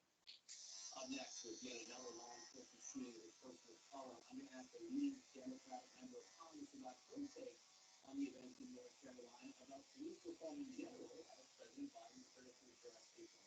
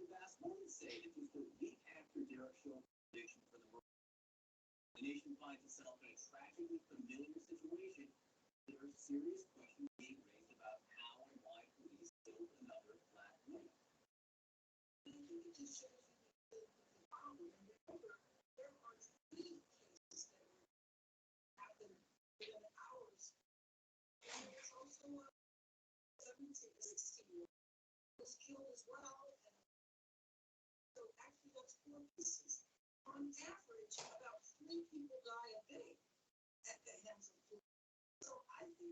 just really becoming aware. Problem has been there for 4 years and I count. So investigations are obviously, there are things that police can sometimes justify in not releasing to the public while an investigation is ongoing. Specific case in North Carolina, do you think any justification for the police to withhold the video of Andrew Brown Jr.? I mean, I am shocked at the way they have mishandled the situation, and I think, I don't have a doubt in my mind this is a cover. They literally created the family to come in and then when they got there, they decided they needed to go back and get it. So how could that possibly result in trust, not just from the family, but the community, and then just to show them the last 20 seconds of their relative's life was cool. So you obviously sponsored the George Floyd Act, which passed the House twice, I believe. We are now in negotiations on what could be a bipartisan Republican Senator Tim Scott. What's the status of those negotiations and what are the specific holdups? Well, let me just say that actually conversation started right after March 3rd in the House. Problem solved under the leadership of Josh Gottheimer, Southborough, and other members. So they started off bipartisan. And we do have certain issues that are difficult, such as qualified immunity, and reducing the requirement to prosecute an officer. So right now, we see case after case where an officer is involved or something else that resulted in great bodily injury or death. And then we see a DA not prosecute, not even bring charges. Well, that's because the bar to bring charges is so high, officers are rarely prosecuted. And then they don't have to like that, which is why something like shouting, look at the point of why it was George Floyd. So that's what that's a difficult area that we're trying to grapple with right now. Any progress? Yes, I think there's significant progress. As a matter of fact, I think I'm going to get a bill in my place on President Biden's desk within the next 2 weeks. That would be something the nation would certainly like to see that. As you know, President Biden will address a joint session in Congress tomorrow night to mark his 100 days in office. You won the lottery. You will actually be one of them. Not few, but several hundreds of members actually be in the crowd there. He is expected to speak about police reform. We hope to hear it. I am really honored that the Speaker Pelosi did invite me to attend.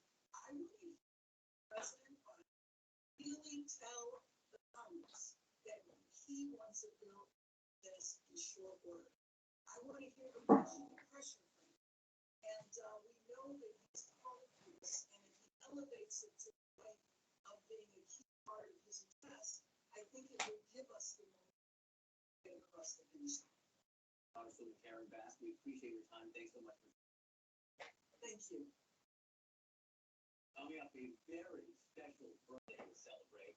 Anderson's son Wyatt turned 1 today. What a year this has been.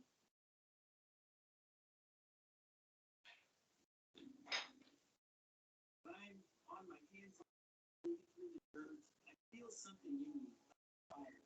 Tiger, nature. I know they.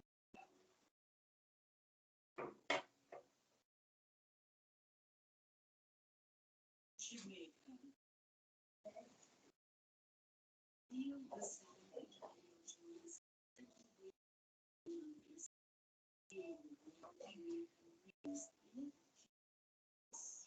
nourish your soul.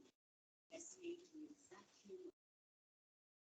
You will know every moment. You're grateful. Heartbeat of the world. Let's go. Our confident turnaround plan is possible with CFP Professional.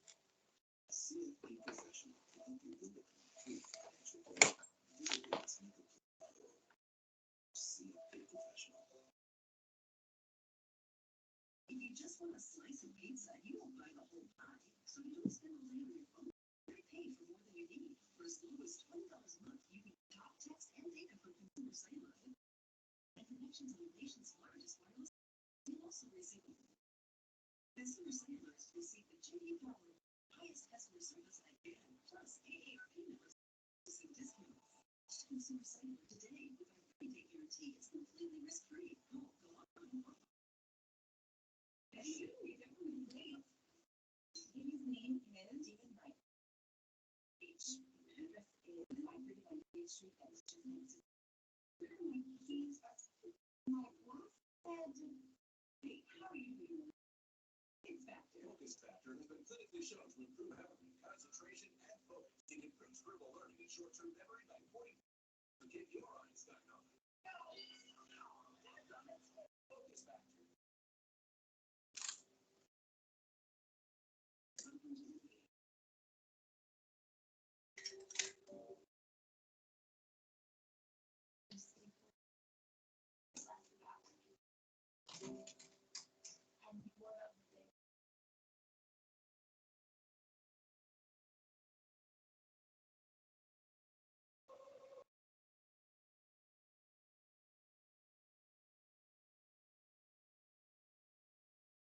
Out here, we know you're ready for a fresh start in a new season. Gardeners, they get the fresh ground. Landowners need a little horsepower. Their property at its best. Taking care gives us out here 40,000 of us and over 1,900 tractors.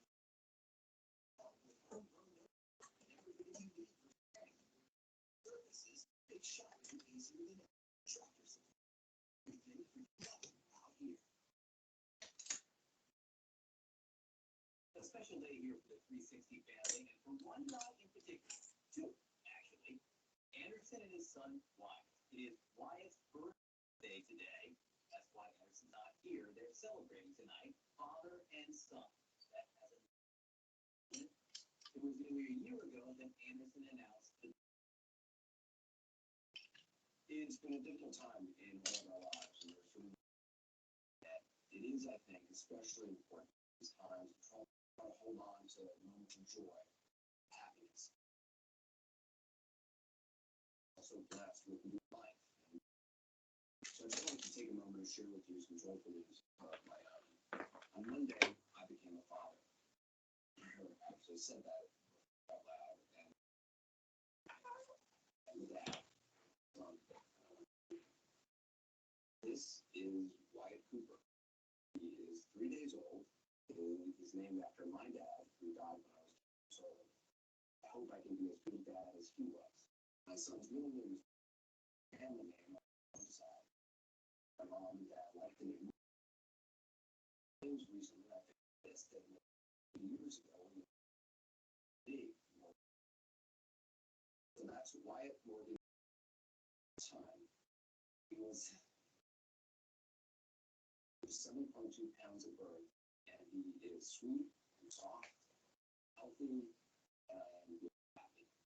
As a little kid, I never thought it was possible to have a child. So grateful. Paved the way. Doctors and nurses and everyone. Most of all, I am eternally grateful to Harry Wyatt, over him, tenderly, and birthday. An extraordinary blessing which she and all surrogates families who can't have children. My surrogate has a beautiful, supportive husband. I'm also so thankful for the support that they have given Wyatt and his kids of her own. Their support. Well, my family is blessed to have this family. I do wish my mom and my brother Wyatt, but see them. Imagine them together around each other, smiling, laughing, and looking down. Happy to know that their love is alive in me, that our family continues. Life and new love. And it's the birthday boy himself today. Look at that. Happy birthday, Wyatt. Congratulations, Anderson. We cannot be happier for news continues, so let's hand it over to Chris for Como Prime Time. Yes, beautiful, healthy babies, birthdays. We're going to get back to all of us. Happy Anderson, happy for you, baby. You enjoy it. I'm Chris Cuomo. Welcome to Prime Time. We don't want to get back to normal. That's why today was such a big day. You're going to hear the new CDC guidelines, and they're out. They do show we can do more, whether or not you're vaccinated. But they do raise a question. Does the vaccine make you immune? 97 million of us are now fully vaccinated. Many are old and infirm. A lot of you have gotten the vaccine, even though it's not easy, even though you might have the pain of ouchie, whatever you want to buy, because of the data, the representations from the government, even Trump, on how this vaccine would be a game changer. It would allow you to get back to life on your own terms. And yet, as of these guidelines today, which may be all we hear for the rest of the summer, that's not allowed. Guidance says fully vaccinated people can unmask outdoors, walking, running, hiking, biking, alone. 29% fully vaccinated so far can also go mask-free while dining outdoors. Friends from multiple. They still require masks or recommend them in crowded outdoor settings. Does that mean stadiums, concerts, beaches? If the social distancing, if you're vaccinated, how do you let anybody know that you're vaccinated? Museums, malls, they are also. So, the question is enough? Incentivize. President Biden making a push. Bottom line is clear.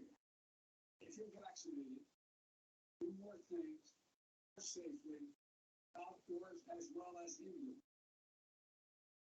So for those who haven't gotten the vaccination yet, especially if you're younger, think you don't need it, this is another great reason to go get vaccinated. Go get the shot.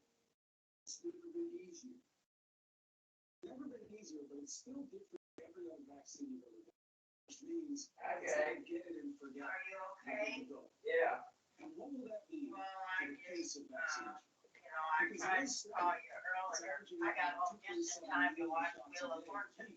This lady that won, can you believe they just put on a house, a real fancy house, as one of the prizes, and she won it. Whoa. I couldn't believe it. She couldn't believe it either. Anyway, but then I stayed awake for that. Stayed awake for Jeopardy. Well, I thought I sent you a message, but maybe I did it wrong. My girls are telling me. Oh, are they still there? No, they weren't. They weren't here. They were calling too. I belong to the Lions Club, but I haven't been to any Zoom meetings in ages. But they were having a speaker, so I decided to try and go. Soon after we walked in the house, and then all the phone calls kept coming. Oh my goodness, I get your time. I'm getting ready to go upstairs and go to bed. So anyway,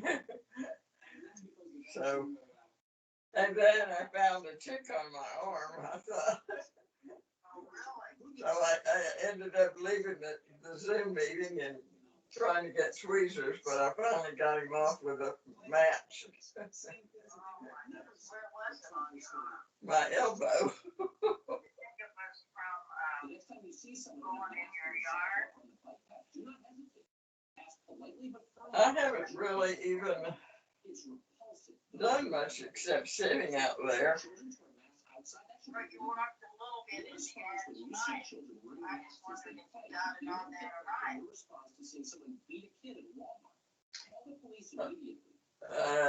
I don't know. Anyway, I had to take my hand out. You know, when I went in the bathtub, it was between my breasts. I couldn't believe it. I thought it had fallen in from my hair. That's why I wear a hat to the dog park. Because the chicks will fall right on you from the leaves of the tree. Any notion of you being told to do something. So anyway, I'm not sure where I got it, but anyway, I may have gotten on Buddy. He's been scratching. I need to change him, but I was looking at his thing. he had it the 5th of April, so it should last longer. Yeah, it should, yeah. Yeah, Georgia's due to take hers, May the 1st, and no fleas and ticks. So I didn't take any no flea and tick medicine, that's why I got it on me. So I'll check around and see, hopefully I don't have any ticks on me, but you never know. They can give you all kinds of joint disease and all kinds of stuff. Yeah, not to mention how itchy they are. Yeah, well, mine wasn't itchy. I pulled it off, and of course I didn't have fleas because I was in the bathtub, and I threw it into the toilet, and it crawled all around the toilet. And I think its head got stuck in me, but I couldn't get it out, and it was up there for months and months. It finally did go away, but goodness. When did you have this, several weeks ago? Oh, no. I had it, I would say, sometime last year. Okay, yeah. Real long ago. So anyway, well, I'll let you go. I'm glad you're okay. Yeah, I thought I sent you a message and said I was at a Zoom meeting, but maybe I didn't send it right. Oh, I don't know. I didn't look at my messages. Well, did you send it on the email? I'm not sure how I sent it. Okay, I'll look and see. Okay, I'll probably talk to you tomorrow then, okay? Okay. I am going to the dentist though. Okay, all right. Bye-bye. Certainly faster than people ever could have imagined we'd be at it. It's one thing, I don't disagree with you, and I understand you when it comes to that all you have is prophylaxis of masks and distancing. I'm talking about the vaccine. By your own numbers, 10% of cases happen outdoors. 18.7 times higher odds of transmission indoors. By that, your own data, 87 million fully vaccinated, just over 7,000 great investigations. It's like 0.005%. The research was that you take the vaccine because it gives you immunity. I'm not treated that way. Let the vaccinated live their life. Yeah. Well, think about all the things that you can do if you're vaccinated. Gather, you can go to restaurants, you can do all these things. And if you're vaccinated, it's just simply not safe for you. Just watch the news and look what's happening in India if you need to go to this thing is still lethal. And the CDC, I think it's one thing for a guy like me to go and say, oh, let's just get rid of everything because I've been vaccinated. But for the CDC, the cost of a misstep, the cost of going too fast, and having to go backwards, is you lose everybody in the process. So they're taking their steps, and I think they're doing a great job. They bring in the country along, and their job is to get it right for the disease and for the country, not for anyone to do. And I think in doing that, I think we'll find that these things will come off more and more. I walked around today outside without a mask. Great. There's things we can do without a mask. I think if you're not vaccinated, that's not the reason we do it. That's one reason. But I think that people understand. Now you have people who don't want to. Some of them are anti-vaxxers. Some of them are just making it political. Making all this. A lot of people need to know. And not just because this way you don't die. They don't think they would have died. They would have gone. I just don't understand why it's different than other vaccines. You give your kids the vaccines and you don't still protect them in certain ways going. The vaccine makes you immune, it doesn't. And research suggests it does. 20% who describe themselves as being on the fence. We've done a lot of research, a lot of listening. Here, basically, if they make their decisions at different paces, and it takes them a little bit of time. They want to talk to people that have been vaccinated to see what their experience is, to understand that the side effects were not terrible. They want to talk to their doctor. They don't want to get information what they don't want. They don't want to be manipulated by government pressure or able to go through the process at their pace. And so you'll see in that strategy, we are lots and lots of local physicians, people up to speed to have these conversations with people because they're going to have it on the next time. I don't think that the CDC's job is to say, hey, let's create an incentive and make people want to get vaccinated. I think your job is to be safer to make the right call. I think our job is to get people reliable answers to the questions because we're finding that little by little as that happens, more people are getting vaccinated because it's happening to people getting vaccinated. And they've done well. But we just say, I still don't understand the cell in vaccine. Give a vaccine to one guy. How do you not do that? Give a vaccine to somebody else. How do you do somebody? Get the vaccine because you will be able to get back to work and to life on your own term. That's what Trump said.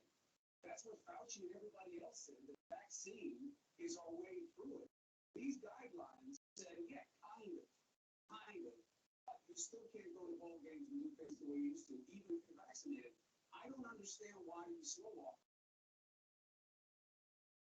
Yeah, I think we're in the middle of a process. Understand is this 140 million or so people got the vaccine shots. When we say dramatically good results, 0.005, 0.0009 people died. That's almost your standard deviation of range. And for most people, what really matters is who are not taking the vaccine yet is there a side effect? They're confident that we will be getting back to normal. They can see these signals. They can see these signals from the president, the CDC, when he says about 4th of July. And what I will tell you is he will say more. You can expect him to continue to say more as things come in. And it will probably be faster than people conservative want it to be, and slower than people who've already had their shot and run the fruits they want to be. But the job isn't to make everybody happy. The job is to listen to what the CDC has to say. And they're doing it in I think they're doing a very good job. Look what they got. I'm not bashing the CDC. I'm focusing on people. I'm trying to help. I'm saying here's the side effect of the vaccine. Check out Andy, Chris, and all their friends in this bar having drinks and laughing their heads off. Vaccinated. And you can't be there because you're not. So that's the side effect is you get to live life more after the vaccine. That's why I'm saying, why don't you, unless the science supports it in a way that I haven't seen for you guys, why put any restraints on the vaccine? Let me roll it up this way. Everything you do is for free. Everything. Go to a wedding, go to a restaurant, hang out with friends, go to a barbecue, go to work. Everything you do is much, much safer if you've been vaccinated. If you haven't been vaccinated, those things are still dangerous. And that is, I think, the overarching point. Forget about the steps because we'll be there, we'll be this step, next week we'll be another step. But fundamental point, get back to normal. Normal people have been vaccinated, and it's going to be more people more than that's the message that I believe. When you hear it loud and clear, you say it plain, I'm happy to say it here. Appreciate you. I'll speak to you soon. Thank you. It's good news. I'm pushing for transparency. If there's something about vaccine that we need to know, I don't believe that. Then go ahead. Because that's why we're getting it. I already had it. I probably don't need it. I have the antibodies. But I took it anyway. Why? Even though I knew I was going to have an appointment. In fact, I know a lot of you were and we're talking about it online, that you do feel like you might have COVID. I know. It was spooky for me too. But then it passed. So I did it because I want the freedom. So give it to me. That's all I'm saying. That matter, that mechanism matters in everything. That's the problem in North Carolina right now, the transition to that story. Lawyers are speculating, people are speculating. I'm going to show you a new little snippet of the video that will just make it clear to you. You don't know anything. That's where we are. Why? Even though this case has been handed over to the state, supposedly, there's still no video. Well, the body cam video. The FBI is now getting involved in every shooting. Andrew Brown. You're going to see it. It was racially motivated. Get us the body cam video. That's what we need. No speculation. Don't take the family's word. Don't look at it. They're doing this to us. Why? Now we have a mayor of Elizabeth sick involved. She is here. All of our policing that. The new questions that are raised, you know, what we know, and a private next. Finds out. That's the transforming years. Is it back today? That figure doesn't just fit the past. With another custom design, fits your style.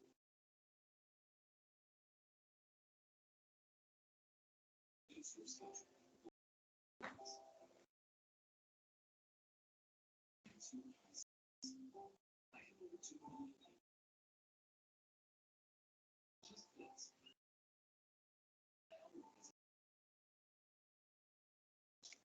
With schedule more officially, you get more style.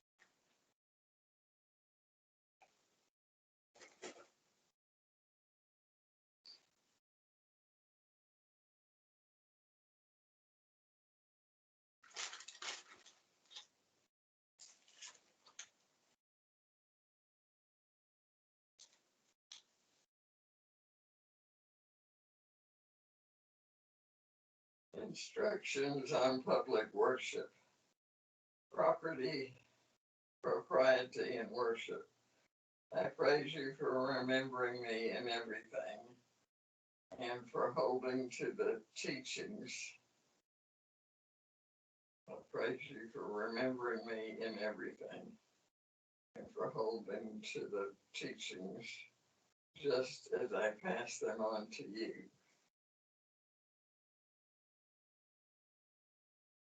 Now I want you to realize that the head of every man is Christ, and the head of every woman is man, and the head of Christ is God. Every man who prays or prophesies with his head covered dishonors his head, and every woman who prays or prophesies with her head uncovered dishonors her head. It is just as though her head were shaved. If a woman does not cover her head, she should have her hair cut off. If a woman does not cover her head, she should have her head cut off.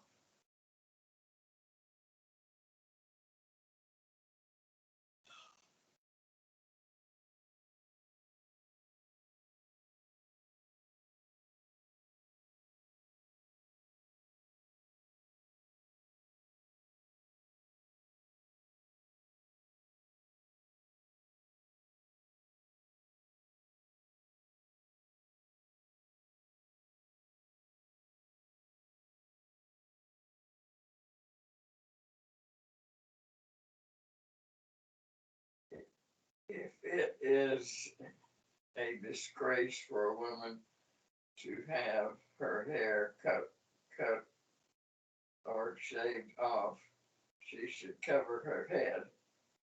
A man ought not to cover his head, since he is the image and glory of God.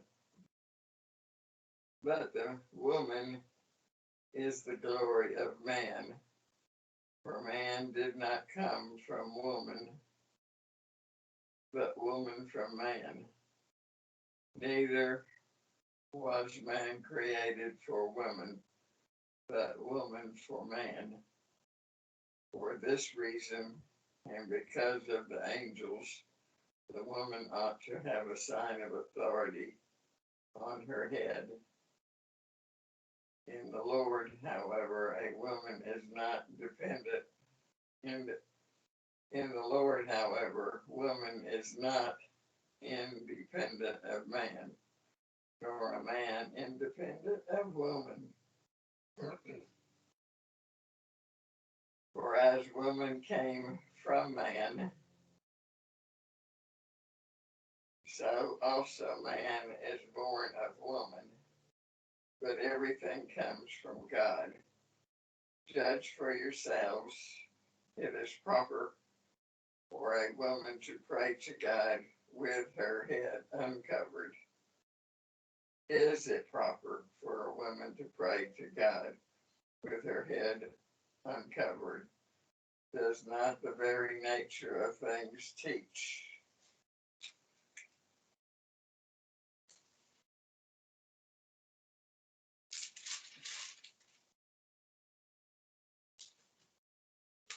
Teaches you that if a man has long hair, it is a disgrace to him. But that if a woman has long hair, it is her glory. For long hair is given to her as a covering. If anyone wants to be contentious about this, we have no other practice, nor do the churches of God, nor do the churches of God. The Lord's Supper. In the following directives, I have no praise for you, for your meetings do more harm than good. In the first place, I hear that when you come together as a church, there are divisions among you. And to some extent, I believe it. No doubt there have to be differences among you to show which of you have God's approval. When you come together, it is not the Lord's Supper you eat. For as you eat, each of you goes ahead without waiting for anybody else. One remains hungry, another gets drunk. Don't you have homes to eat or drink in? Or do you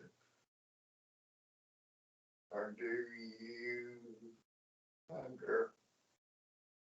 Or do you hungry? Another gets drunk.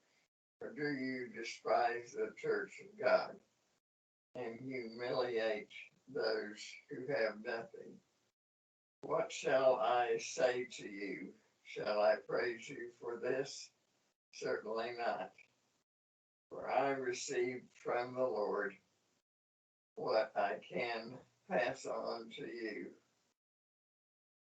The Lord Jesus, on the night he was betrayed, took bread, and when he had given thanks, he broke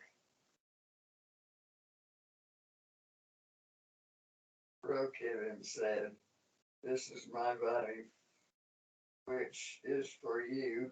Do this in remembrance of me." In the same way, after the supper, he took the cup, saying,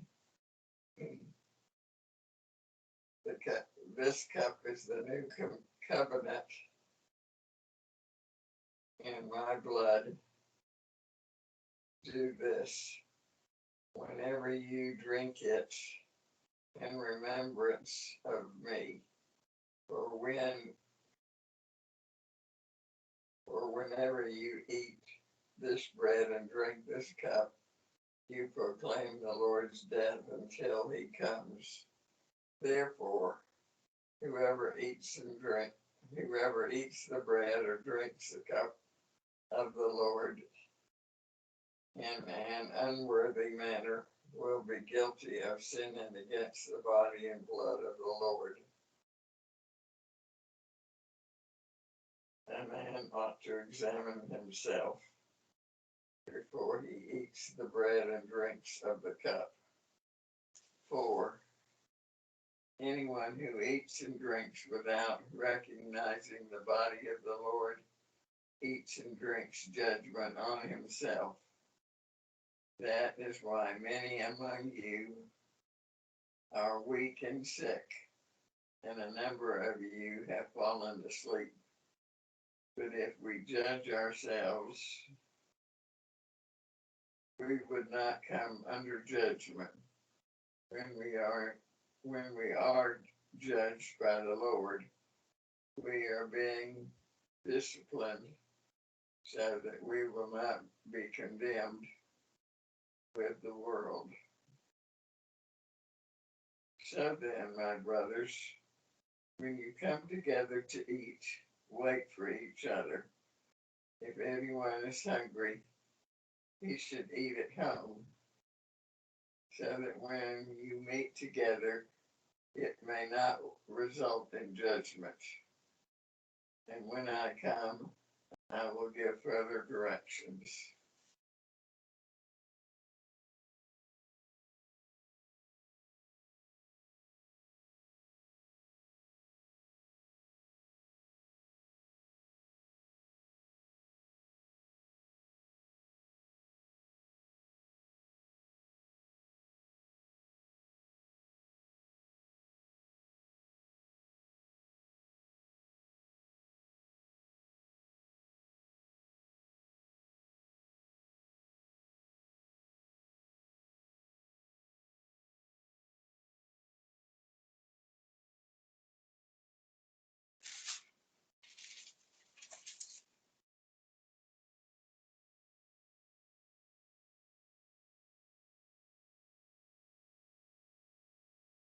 Talking about head coverings and length of hair, Paul is saying that believers should look and behave in ways that are honorable within their own culture.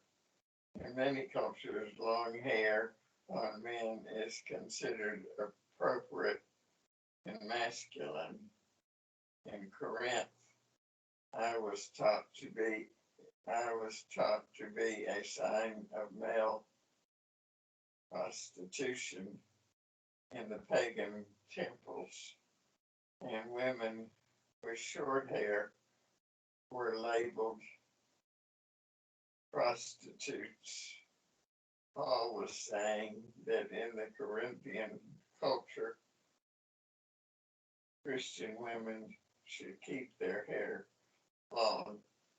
If short hair on women was a sign of prostitution, then long-haired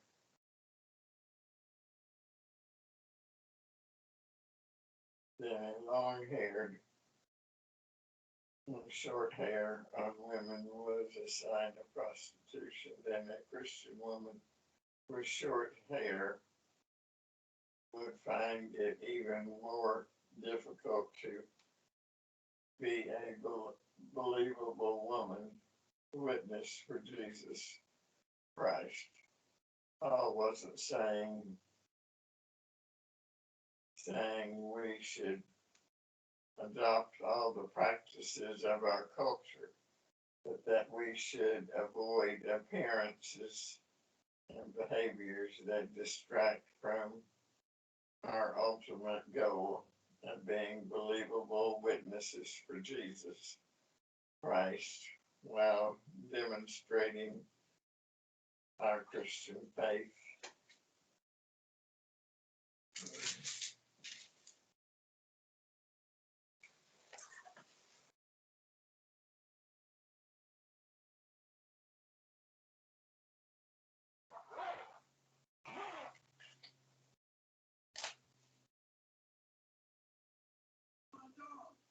Be Real premieres this Thursday on Fox.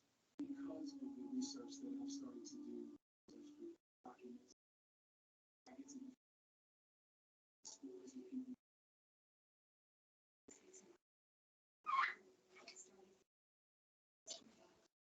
Because Americans have to look at Lizzie and go, what? This is a big bad apple. It's about the institution of police.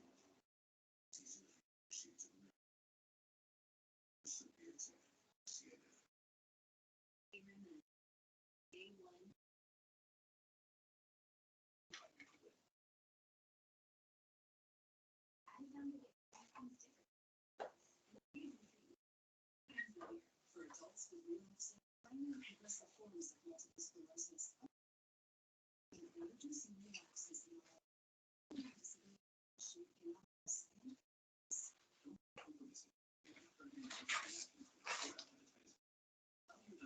vaccinations or do have a common side effect of reactions. They require health. It can increase the risk of infection and serious certain types of globulins.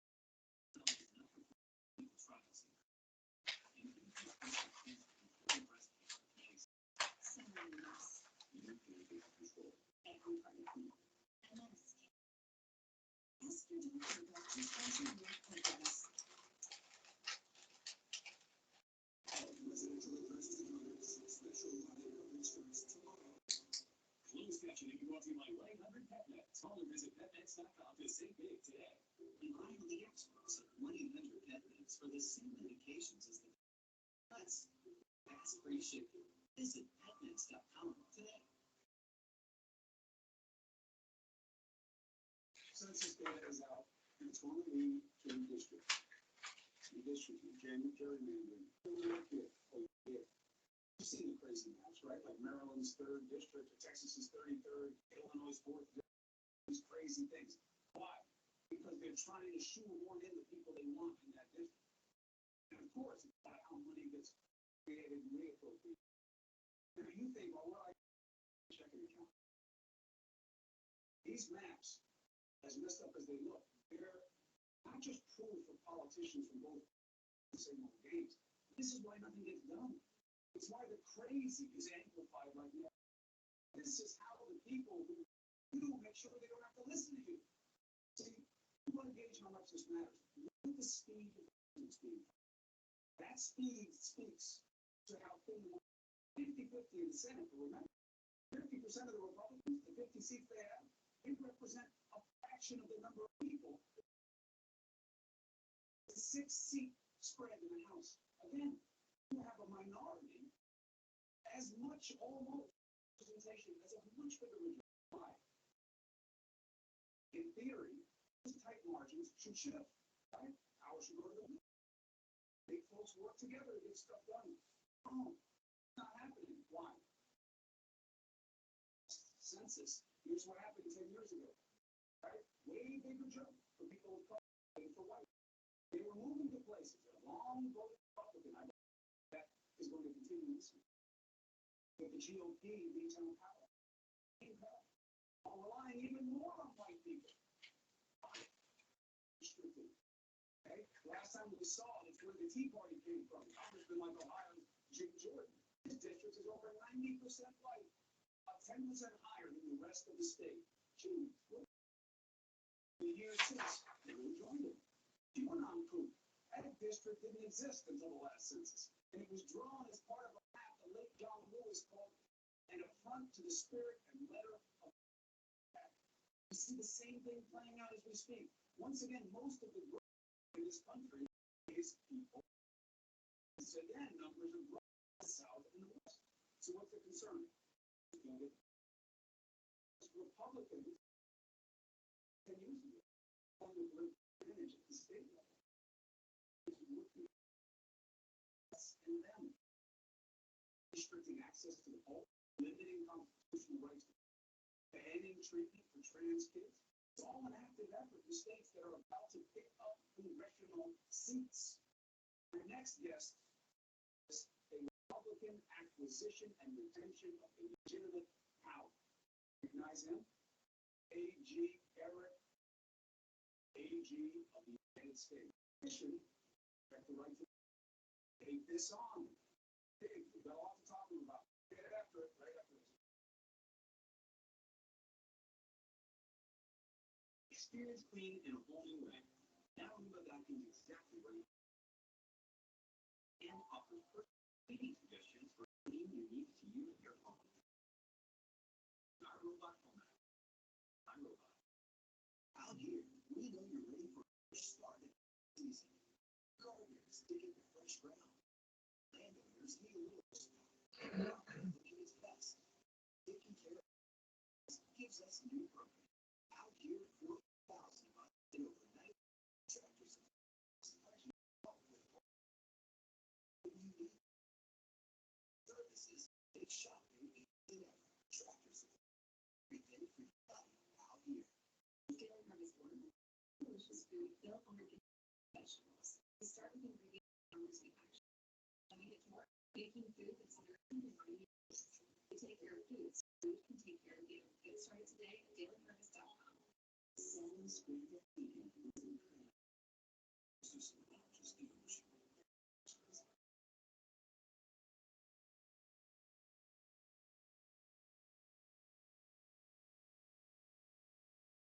Let's paint with Bare Ultra Stuff Defense so that you can live that stuff free.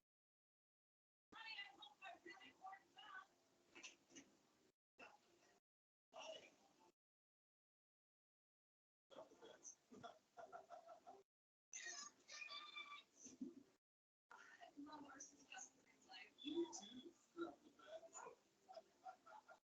Let's paint. Too tough to scuff. Bare exclusively in the living room. And Vermont. That's when you bring it up to speed. Scott's got the backgrounds. See the full rebounds. Everything else just see. It's the last season. Let's get to the you see this enough. What I needed to be a better visitor experience. Improve our workflow. Target customers. Let's do fast signs recommended. Yeah, now business is rolling. Get started at fastsigns.com.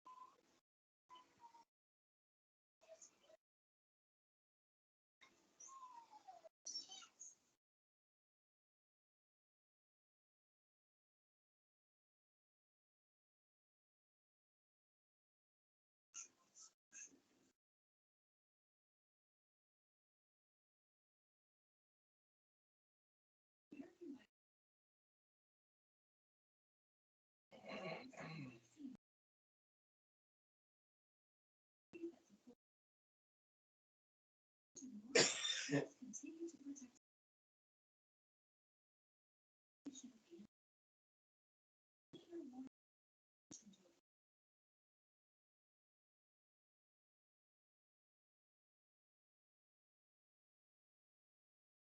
I'm living wild in Washington, D.C., and this is CNN.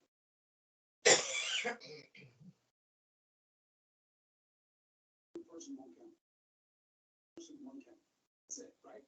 Every voter announces it. Face it. But we see that idea being tested. Conversation about policing. Also, redistricting. My next guest is uniquely qualified to go deep on that. Former Attorney General of the United States under President Eric. Good to see you, sir. Good to see you too. How you doing? Doing better than I deserve. So practically, we look at this. So you have 80% of the increase in LFL in 2010 and 2020 coming off from Latino, Black, and Asian American. What are you complaining about on the left? These are your people. That's where this white replacement BS is coming. What is actually happening despite the changes in the demographics? The demographics might be changing, but this distribution of political power is not changing. In fact, the power is being taken away from those groups.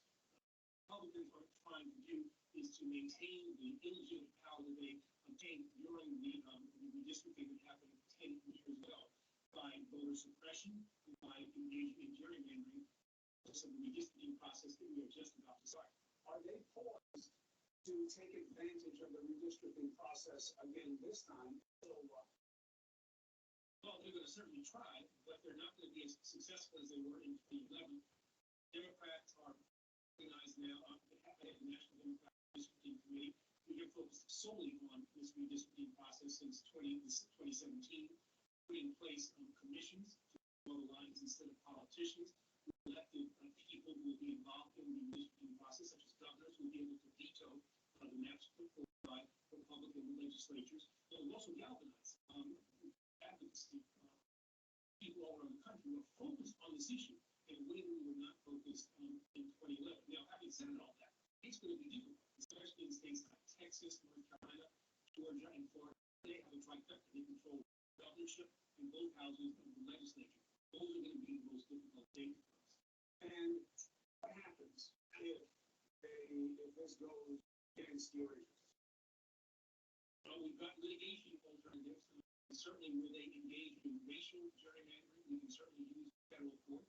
Where they engage in partisan gerrymandering, that becomes a little more difficult as a result of the Rucho decision by the Supreme Court, which said you can't bring partisan gerrymandering cases in the federal court. A disastrous and terrible decision, but we can bring partisan gerrymandering cases as we have in the state courts based on the state constitutions. We've been successful in states like North Carolina as well as Pennsylvania. So we still have tools. But our biggest tool would be for Congress to pass H.R. 1, which is the S1, the Act for the People Act, that would do away with outlaw partisan gerrymandering, define what partisan gerrymandering is, and give us another tool just to make the system fair. Let me be clear, I'm not trying to gerrymander for Democrats. I simply want the system to be fair, because I can be confident that if it's fair, Democrats, progressives will do just fine. Republicans have to cheat. They're comfortable with it. They're okay in a minority is majority in power. We worry if these cyber ninjas in the redistricting process. If you hear the cyber ninjas, you've got a problem, Mr. AG. You know, facts here. Help me. 38% of districts controlled exclusively by neither party. Either independent commissions or split partisan control. GOP controls 43% otherwise. Democrats only 17. States where Republican control only added 2 seats. So what do the numbers mean?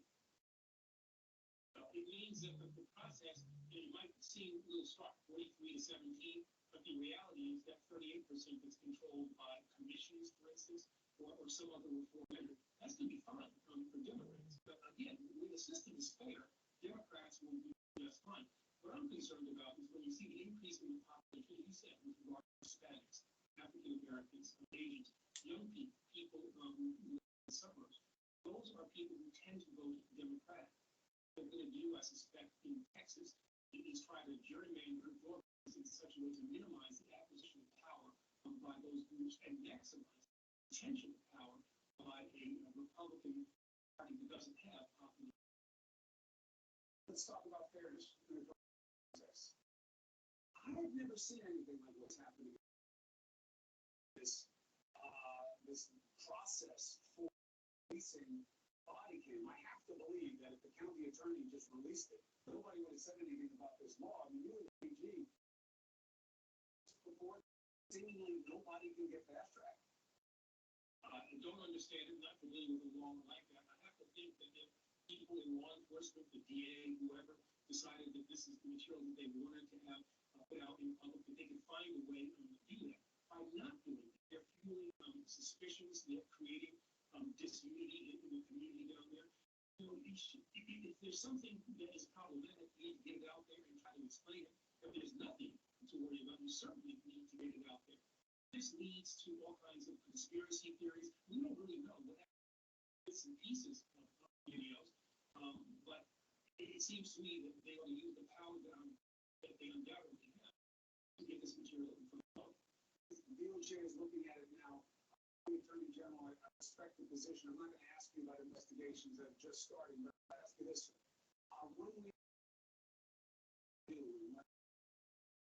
And I'm looking for Rachel Adams in the there.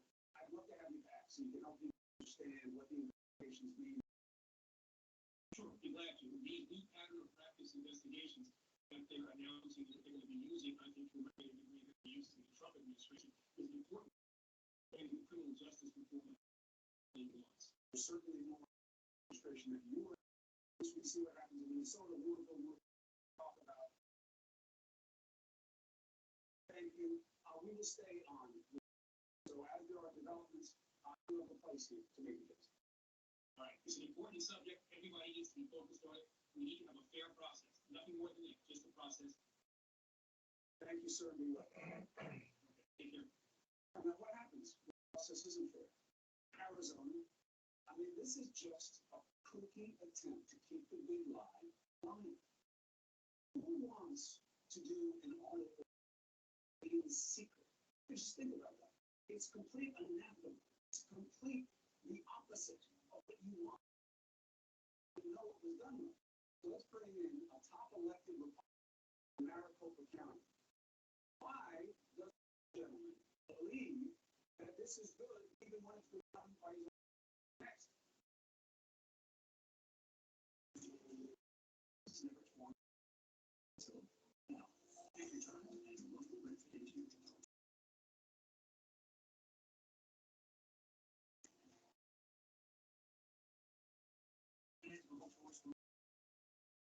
This is Kate.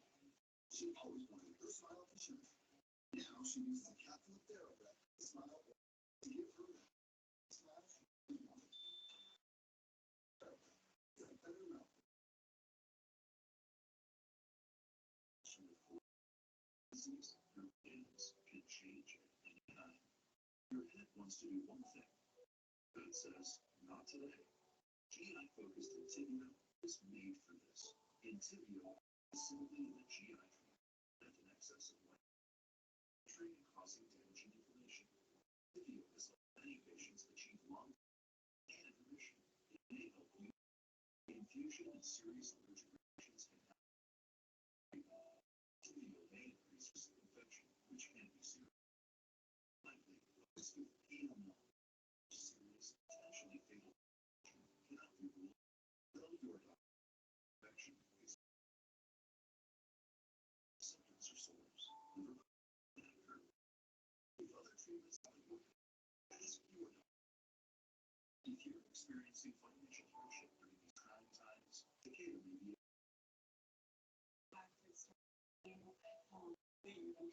Get that clear skin feeling with a free skincare system. Proactive's got plenty of proven ingredients to clear skin, and dermatologists tested to be gentle. So try today with free at proactive.com and get this free charcoal product.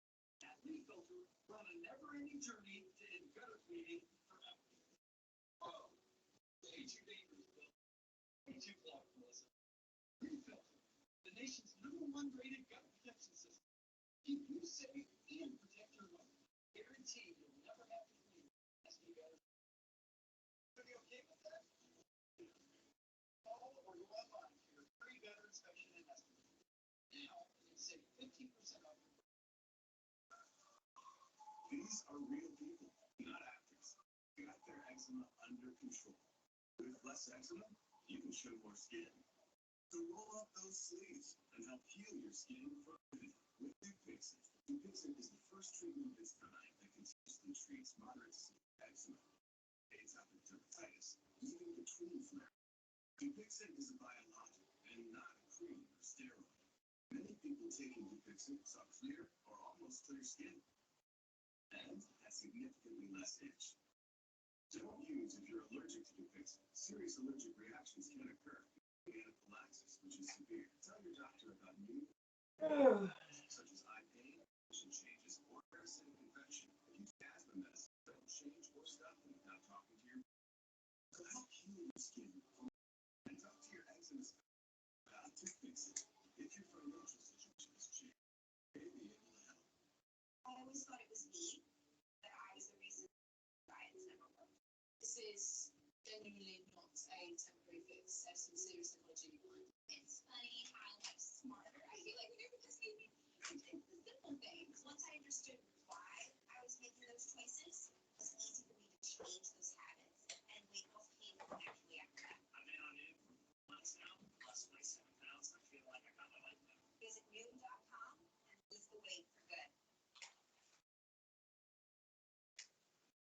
was under their desperate to keep the big lie alive. Why else push a recount 2020 election ballots in secret? That's the key phrase. Pledges of transparency. We just want to make sure it was fair. We just want to make sure it's fair next time. Listen to what the spokesman for this audit, listen to what he said and how they expect to pay this shady firm cyber ninjas. There's nothing about this audit that has anything to do with trying to overturn the 2020 election. It's only about how to make elections better going forward. They initiated the contract, $150,000. They took some risk along with the auditing companies that the difference would be made up by contributions and donations from people all over the country, and that's exactly what's happening. And Jack Sellers, Chairman for the Maricopa County Board of Supervisors. Thank you, sir. I hope the interview finds you well. Well, thank you for having me. Help me understand. We want to make sure that our elections are fair and safe, and we do so by transparency. Now your party is advocating some kind of, I don't know, display that is being done in secret. Do you like this?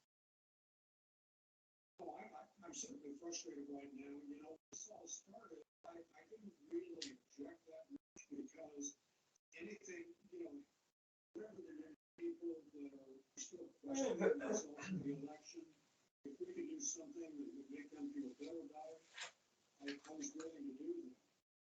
As this is developed and the people that are involved in the life and announced, certainly it doesn't seem like we'll.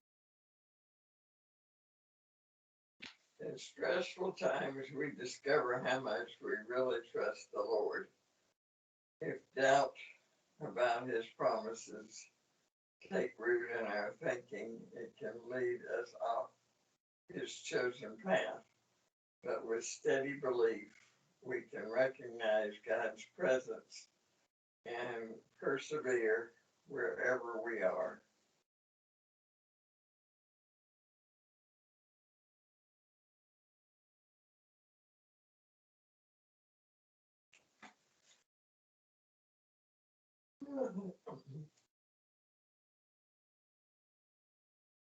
Resurrection, our new body. Scripture uses beautiful imagery to describe the return of Christ. Today's passage, for example, says at the Lord's shout and the resounding of a trumpet, the dead in Christ will emerge from their resting places and soar into the sky. Close behind them will be believers who haven't yet departed this life. They will be changed as they are caught up to meet the Lord in the air. Earthly flesh and bones age, lose vitality and succumb to the effects of sin. So God promised that the body of every believer would be transformed into a glorious one like Christ after his resurrection. In heaven, we will no longer have to deal with temptations or limitations of our present time bound limitations of our present time bound existence.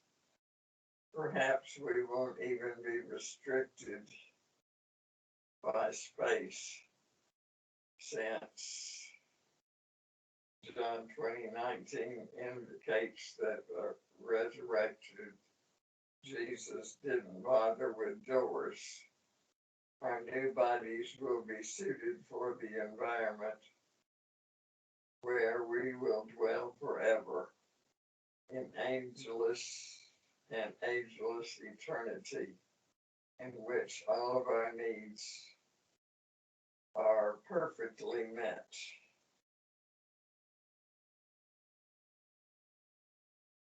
Each believer will still be him or himself or herself. Friends and family, long separated, will recognize one another. Other personalities will be unchanged, except that we'll be sinless, and from then on, we will each be who God intends for us to be.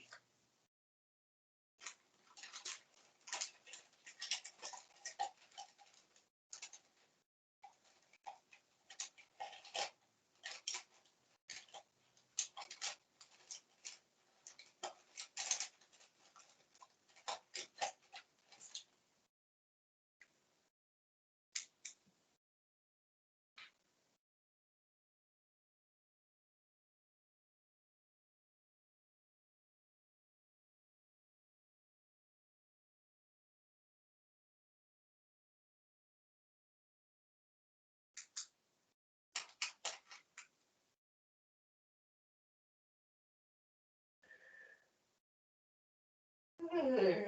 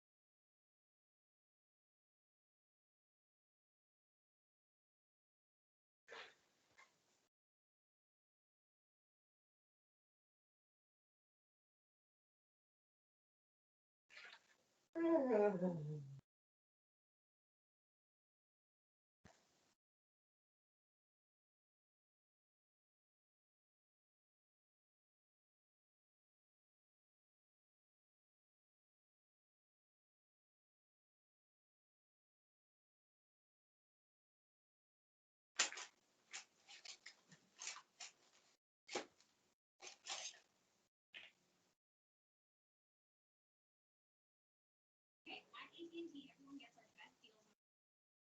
Let me break it down. We got your new customers, they get our best deals. We got your existing, they also get our best deals.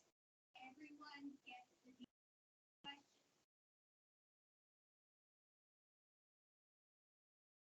Does it want to make sure? Anyway, it's not complicated. Only AT&T gives new and existing customers and great deals on all smartphones. We can balance off our latest 5G smartphones. My favorite supplement is and information. Unlike regular supplements, superior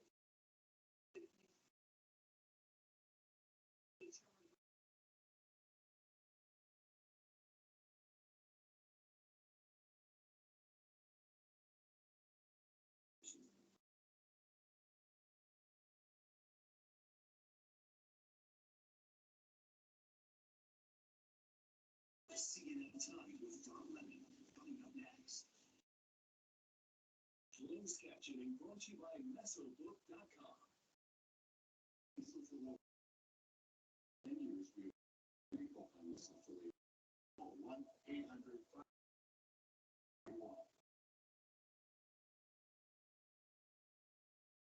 Thank you for watching the big show. See you anytime. This country thinks, oh, sorry, so you're just gonna move right by. That's that. Is that what happens?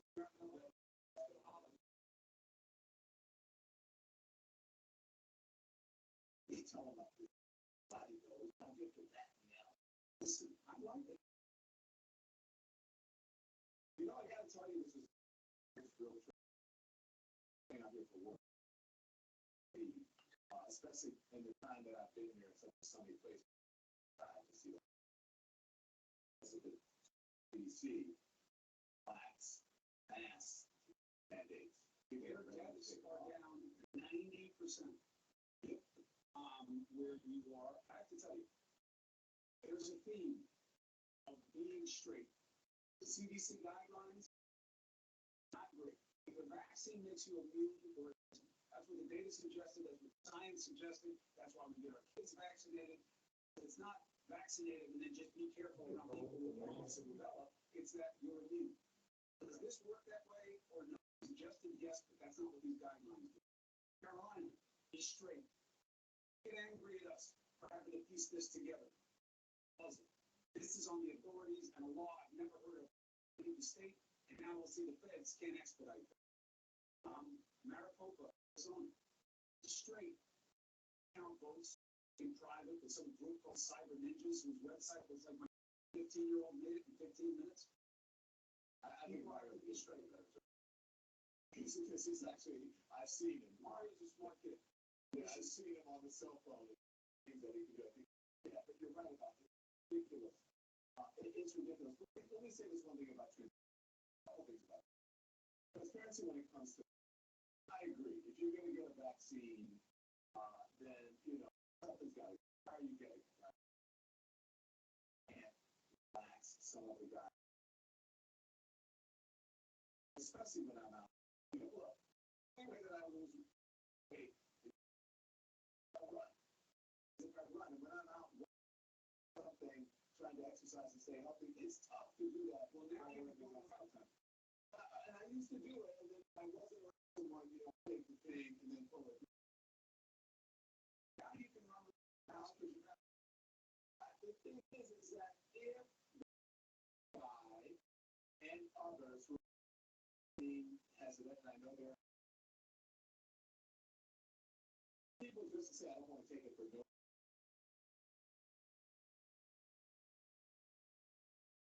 That's ridiculous.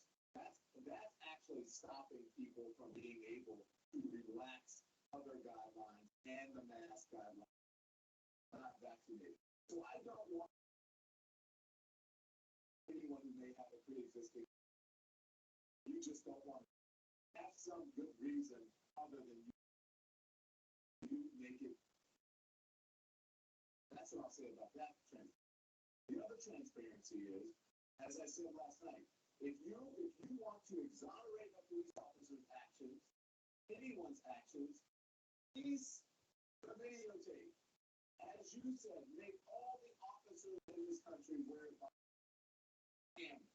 So that there's transparency, no matter what the police account or whoever's initial account is, that nobody happened to see because they're wearing a camera. It doesn't matter if they're in would fail. Yes. They used to have arguments about how with chill policing, things can be taken out. I'm for those debates as in we need it. Transparency is trust, and trust is what allows people to accept truth. And they're creating this problem, not us. I will not accept that people on radio, on social media suggest, well, the media, you keep talking about all the bad cases. No, because when people die, it's a problem. And I don't need to show you cases where police do the job the right way. All the time, not every time. And this is, I've never seen anything like this. Well, I've never seen anything like this law being exercised. And there's something I want to get to, because there is another. That's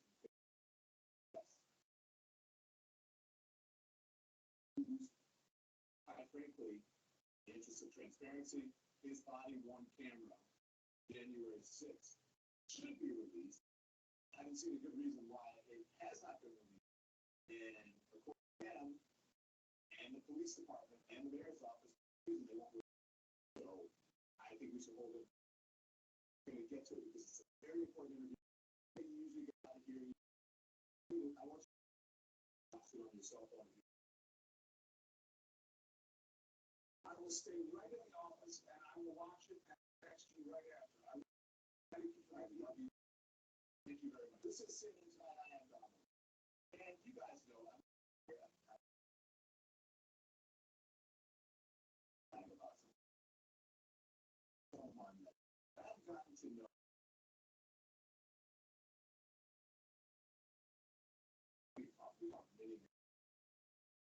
That's not right. It is a true American. And when you hear this story, I believe you're going to feel the same way. So I want you to listen up. This is something that you remember this man. This man is the officer to save him after others tried to help him. A lot of people would ask me, the individuals in the crowd that helped me or try to offer some assistance. And I think kind of the conclusion I've come to is like, thank you for being there. He speaks his mind.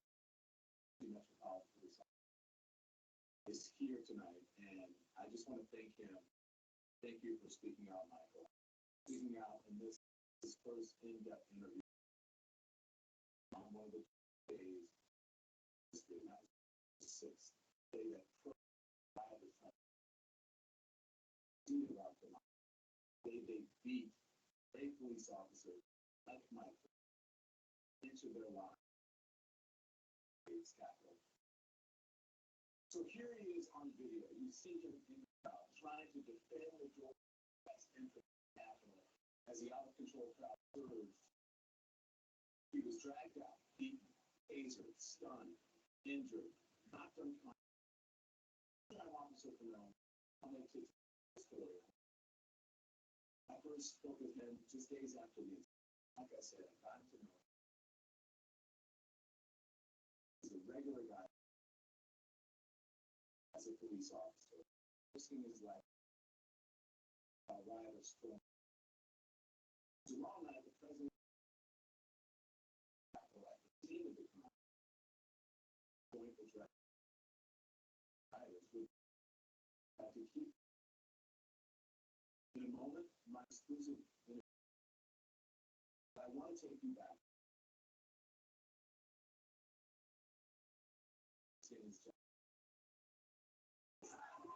The crowd descending on the Capitol grounds January 6th was something no one prepared for. Capitol Police quickly overwhelmed as protesters pushed through the barricades that encircled the grounds. Soon, the situation spiraled out of control. Sorry, God. Thankfully, I was able to shake it before he did any further damage. And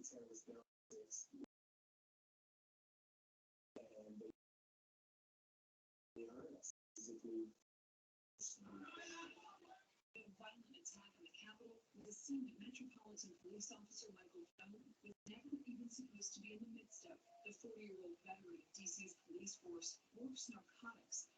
Radio calls went out that rioters were overtaking the Capitol. Officer Fennell and his police partner put their uniforms on and moved in. But soon Fennell was surrounded by rioters who sprayed him with chemicals, battered him with pipes and batons. Fennell even got tased multiple times. And some guys started getting hold of my gun. They were screaming out their children's zone, yelling out that I had kids. And it seemed to work. Fennell said the crowd then moved in to protect him, but the aftermath of the assault left Fennell unconscious, and he was hospitalized for likely concussion and injuries from the taser. Now, 4 men have been charged in connection with his attack. The most serious allegations against this man, Buffalo resident Thomas Civic.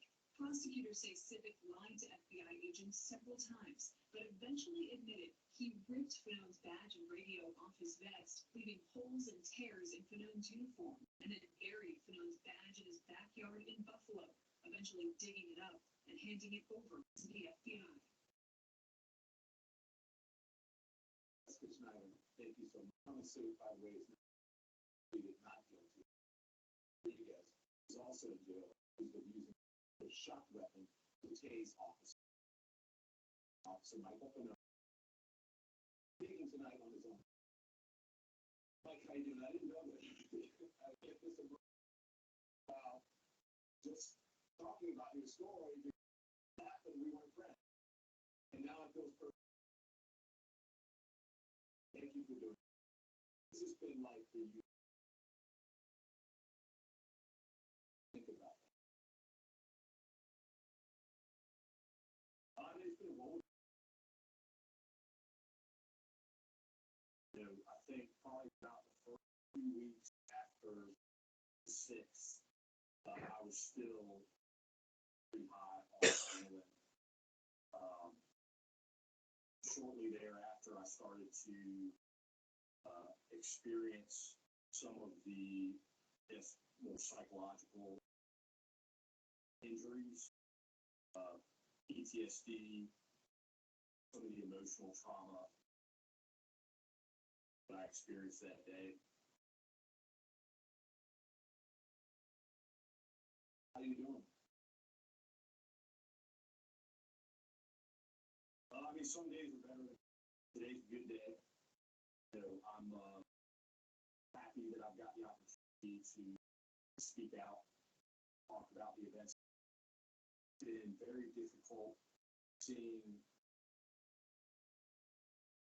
elected officials who kind of whitewash the events of that day or downplay what happened. Some of the terminology, using kisses and very fine people, like very different experience. 6. Did you experience? Is it, the president has said, and I know that there were people who were basically ushered into the Capitol. That it wasn't a big deal that they're patriots.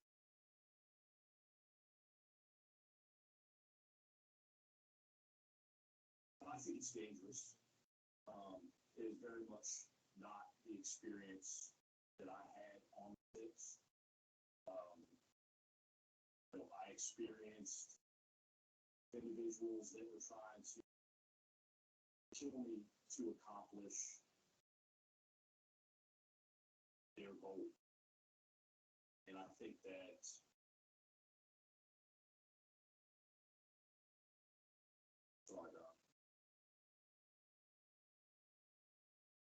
I didn't think I'd get this.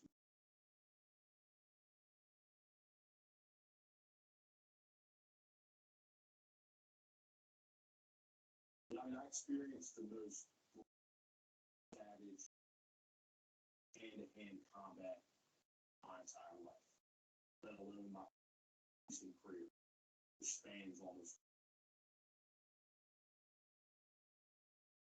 nothing that I had ever thought would be a part of my law enforcement career. Why has it been so tough for you? Was it that day? Did that sort of change the sort of reality for people who so much adoration for law enforcement, basically trying?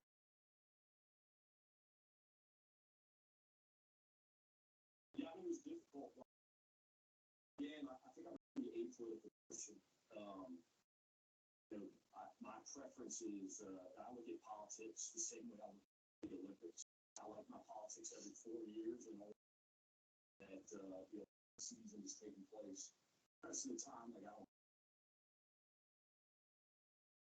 But I think, like, as a law officer, experience policing, like we've taken it on the chin for in previous administration. There was a lot of pandering, and I was susceptible to that. I think like any of my colleagues were. I was, and to have a group of individuals, someone who espoused to be a law official or a president, I experienced on the 6th, which, I believe resulted from rhetoric that was being used the, weeks leading up to January 6th. That was difficult to, I wanted to show this video. We see you, Mike, being beaten, dragged out in this mob of rock. What do you remember? Do you remember anything from this moment? What was it saying to you? Things you're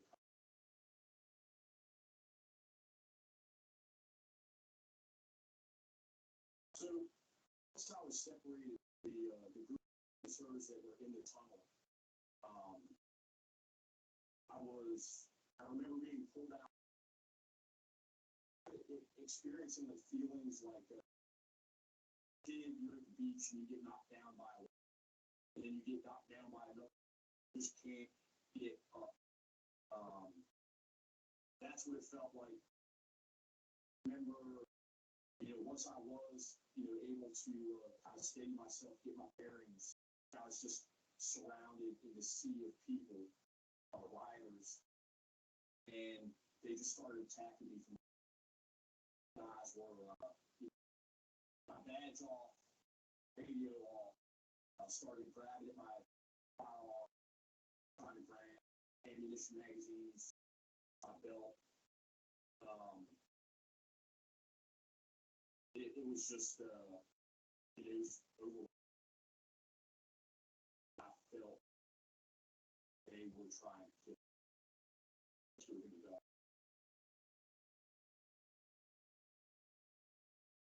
I did. I thought that was a distinct possibility. Yeah. Do you remember coming to? But it's amazing, like, how. Finish it, bro. So I was conscious. I'm sorry, I was conscious during that period. It's amazing, like, how much information process, even in the midst of that amount. I was cognizant of what people were trying to do. The fact that, some individuals trying to take my bill. And I remember thinking, identifying specific people. This person is trying to kill me. Not use deadly force here. And then I remember thinking that, hey, if I do use deadly force against two of these individuals, there's 15,000 people. Likelihood of surviving using deadly not good. I talked about obviously individuals that their justification that I think they have already. Sorry. Are you okay?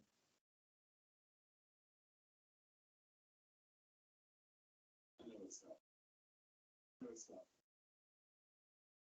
And we talked about this. What do you want to say, like 850 responded to the Capitol.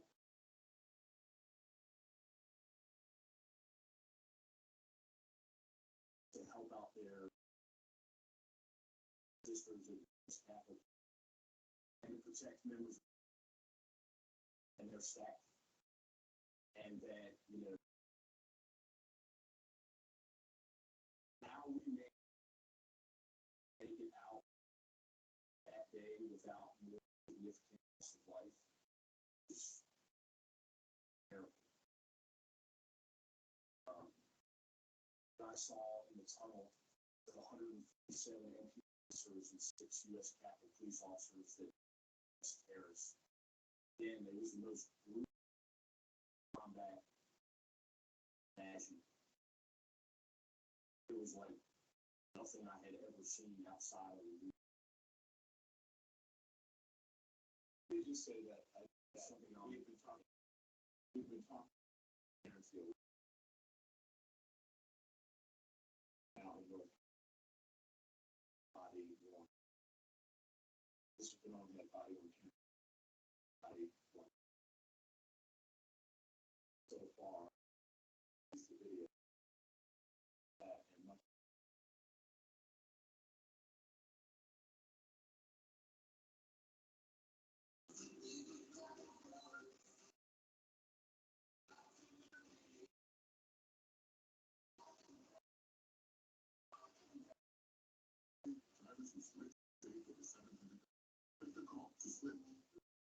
almost always on red foot.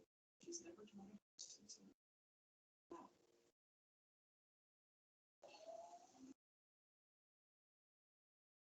Pick your date and time and look for agent.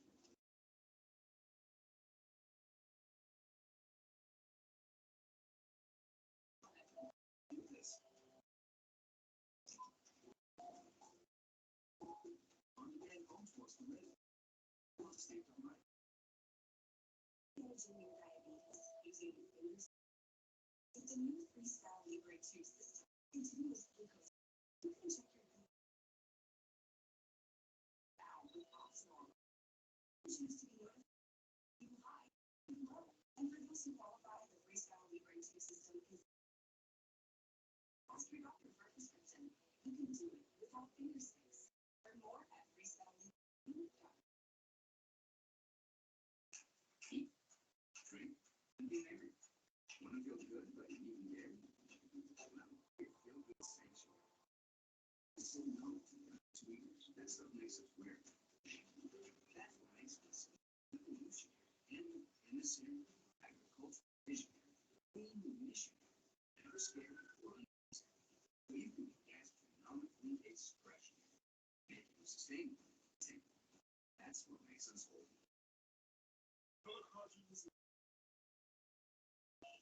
Miami. That's an equal thing. Pork cartridges. Comes with an incredible amount of it. It's feeling chilly. I don't want it. That's what great is.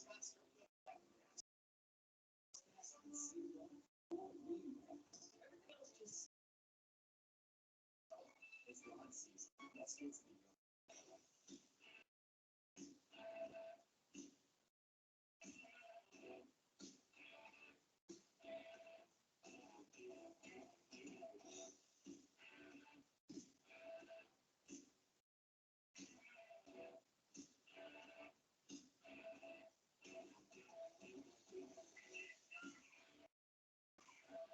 Applebee's irresistible.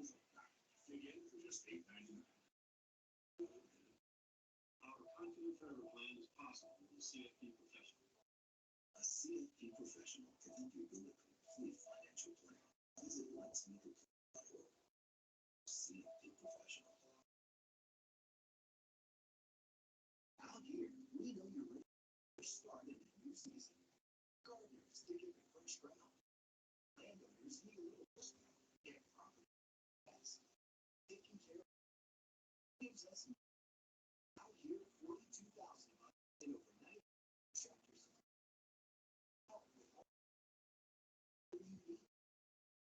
Services, shopping, and ever. Tractors. Everything for nothing out here. This is there's lots of stats on big issues with basketball. Yes.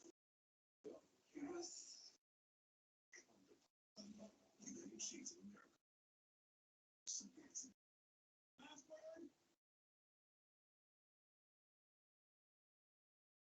Right now, DC Metropolitan Police Officer Mike Heroes who assaulted protecting our capital on January 6th.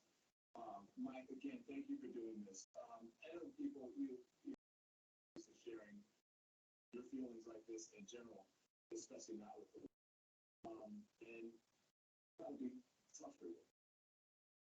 What do you want to say? I mean, it is tough. It's a difficult experience, and I'm out here speaking obviously on my own behalf. But I understand like who the audience is. I know that there's law enforcement professionals that are out there, and I know that there are people, people out in the community that are watching this. It's not often that you get a perspective of just a rank and file police officer. That's me, man. I'm this guy in my life. I want people to understand the significance of January. I want people to understand that thousands of rioters came to the Capitol hell-bent on violence and destruction and murder, and that 850 NPD officers responded there and really saved the day. I want people to understand the story behind those 800. You know, those officers are moms and dads, sons and daughters. They have children, families. Understand police officers, like, and there's no indoctrination for police officers. You're just regular people. You know, I've got kids and baby mamas, and I pay child support. I got, you know, car payments, and I stress about paying my taxes, and the same. Everyone else in there. And I just, I want people to understand that. And what it took to respond there, just their life. And seeing stories of guys like Ronald Conti, my chief, Brady Kyle, who's a commander with our commander Robert. You know, these are like real leaders. Time where leadership is really lacking in law enforcement. These are people whose leadership that day saved countless officers' lives, staff members, congressmen, congresswomen. They were instrumental in orchestrating a defense of the Capitol from scratch.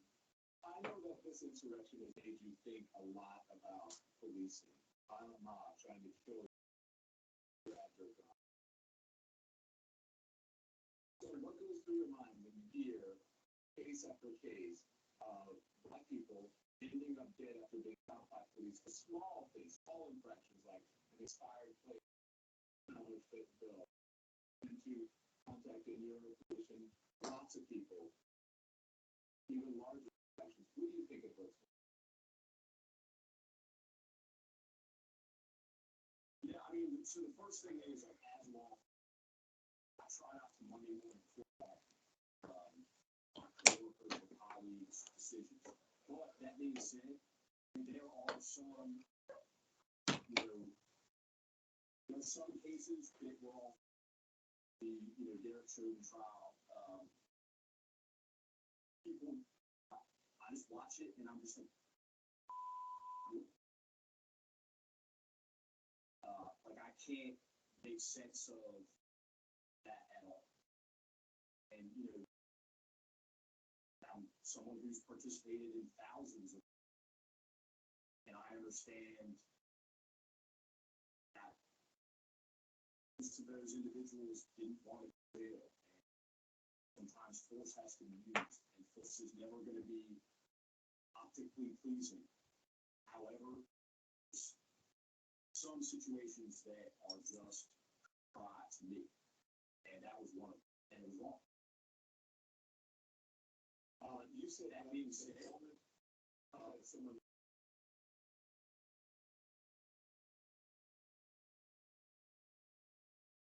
I did. So I don't think that. First of all, let me practice with. These are all things that I've been doing throughout the course of my career. Like, policing is no place for ego. Have I had one? Absolutely. Policing, you need to maintain. You need to be able to see people as human beings, whether they're selling crack, domestic abuse situation, whatever the case may be, like, you still have to be able to see them as human beings. And I think, like, you can. You need to take time to assess yourself, your path, and make the decision that some people are just criminals, and that's how I'm going to see them there. You have, you talk to me a lot about fittings and rehabilitation. Do you think more out there, more people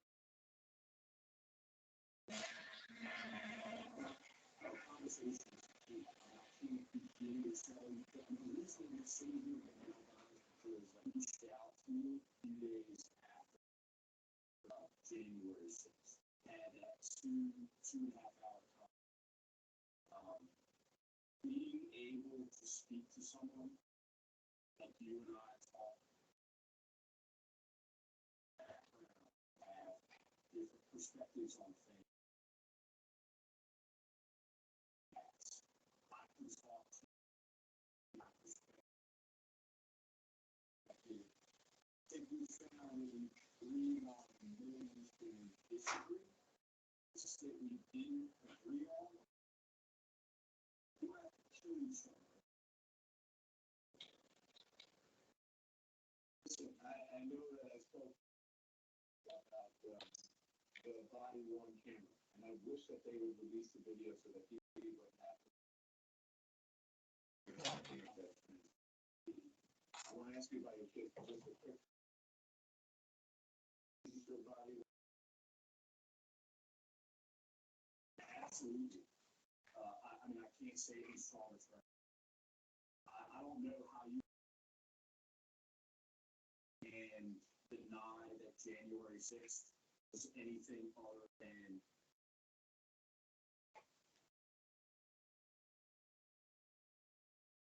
That's the figure that we came up with when we were doing all of our data collection at the end of the summer when we were doing that advisory council.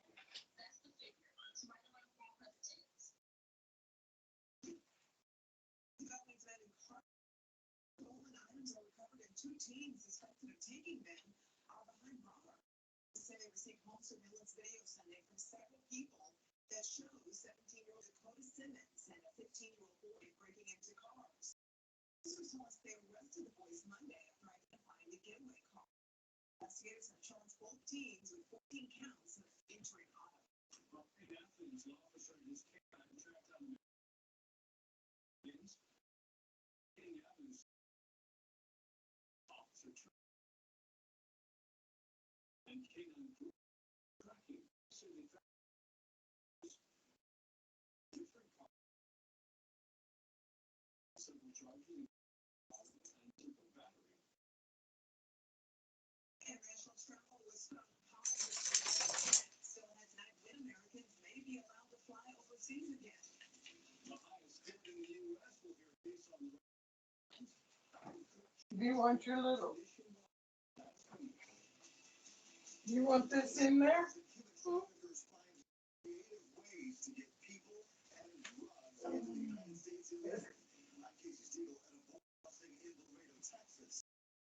Wait a minute.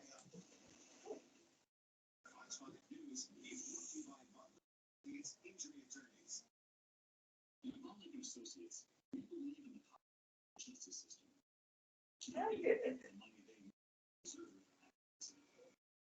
With over 35 years of experience, billions of dollars for our clients. I get it. If you've been injured, pound win now. Cell phone to speak with a monitor. Pound 46.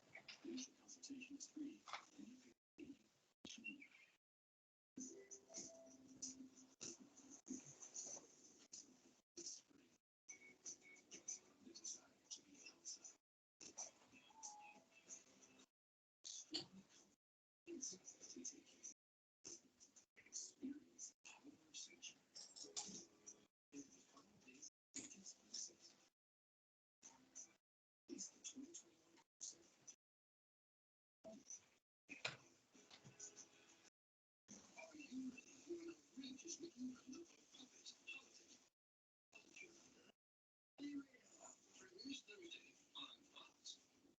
In Georgia, have you heard the state's hands-free laws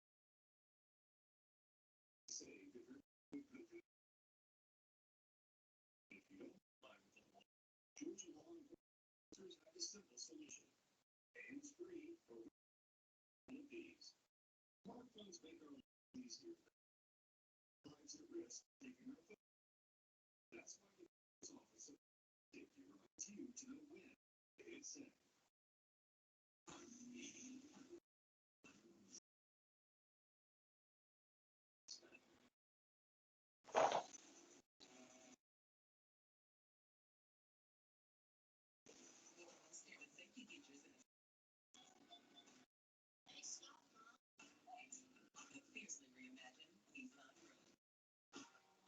1919 from Lawrenceville.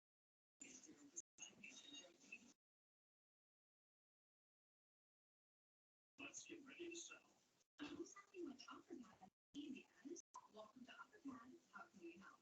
List the folks and get house as homeless and House updates to help us solve for more. third. Reno Advance.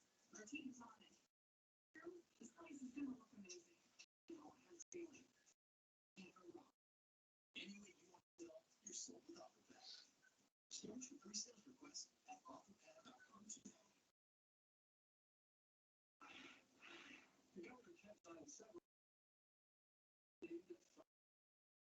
The first help survivors get a legal name change to escape traffickers. Another requires to teach human trafficking awareness to students in 6th through 12th grades.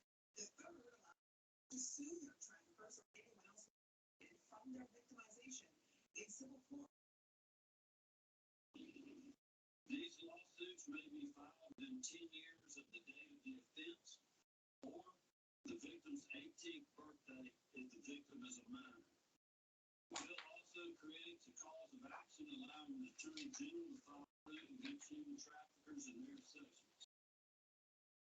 This new law is an effort by the Grace Commission and the Kemp administration to combat human trafficking in Georgia. Developing tonight, the Biden administration makes a big push to highlight its efforts at the Surge of continues to grow. Casey Siegel. Customs and Border Protection still scrambling to contain a big surge at the southern border. And they're now seeing a major increase in the number of migrants hitting in trucks and trains bound for the U.S. People crammed in among produce and cars or tucked away in secret compartments long periods of time in sweltering heat. Officials say it's just another example. Smugglers have no regard for the health and safety of migrants. It is very dangerous. The border is safe just across the country. Some Border Patrol agents are also warning of a growing humanitarian crisis. It's running out for minors. More than 18,000 were apprehended in March. Officials say most of the children will be staying with family members until their asylum claims can be processed.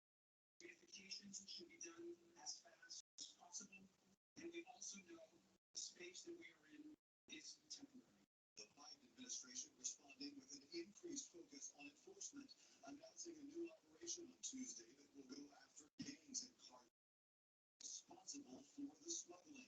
A Vice President Kamala Harris to address the root causes of the surge. We are looking at the issue of poverty and the lack therefore of economic opportunities. Vietnam is still processing here at the cause of the pandemic. May 20. That's the latest from Lawrenceville. This is Casey Siegel. It could change gun laws in the country. Still had details on the case that will. The president is asking billions of dollars how we play tax evasion. And coming up, the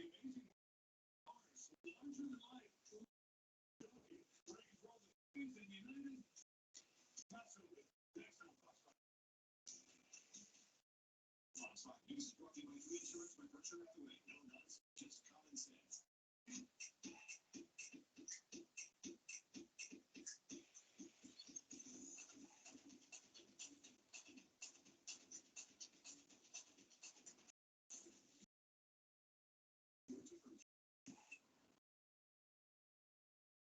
James. Mom, Dad, this is Jamie. James Harrison from Lawrenceville High. The 2021 Toyota.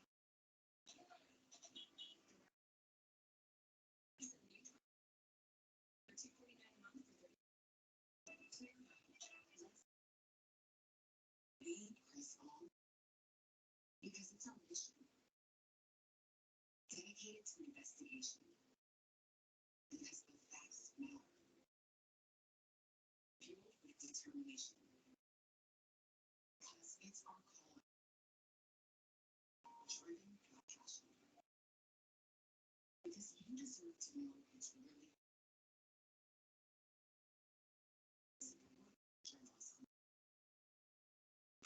there's so much awesome stuff to stream nowadays. But the cost of it all can really add up. That's why Xfinity helps you save. Sign up for internet and get a free flex-pay streaming box. Enjoy access to your favorite apps, even Disney. Entertainment that starts at free. Can your internet do that? We're gonna need bigger box.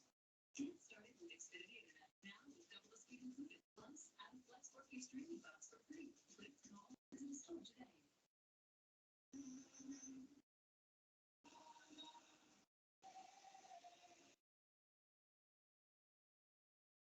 Duke's first 6 months GMC Sierra. Step up to GMC 500 purchasing loans on 2021 Sierra Light Duty program. To get financial. Plus, current GMC owners get an additional $250 purchasing loans.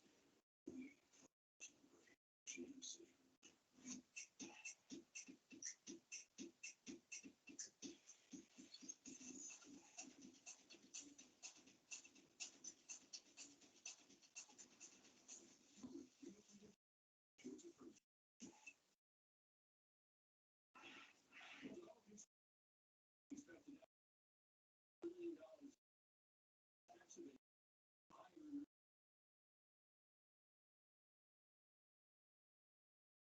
Double the staff.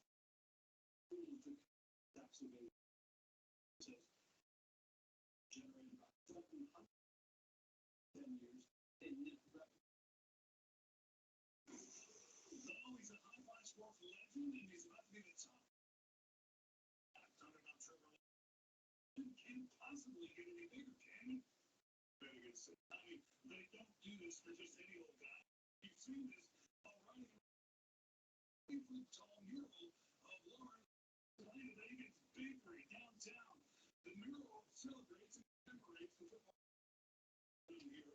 Similar murals are displayed in the hometowns of other expected top picks in Thursday.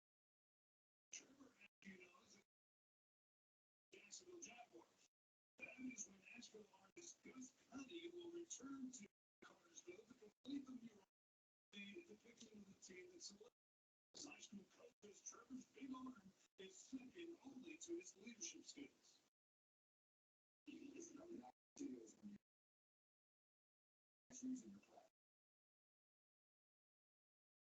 And what's happening? So it's saying it puts in the force. Use this platform.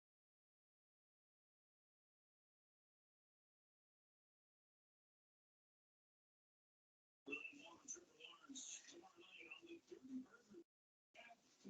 That's tomorrow. 7 to 8. Breaking down the Falcons. Be sure to join us. I asked them. David Breeze. Every night they might not lose another game.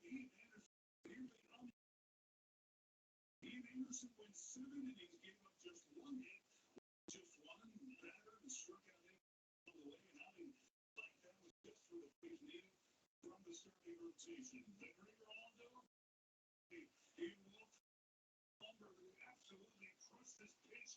Trevor Williams is 8th of the season, ties him with Reese Hoskins, major league lead in home.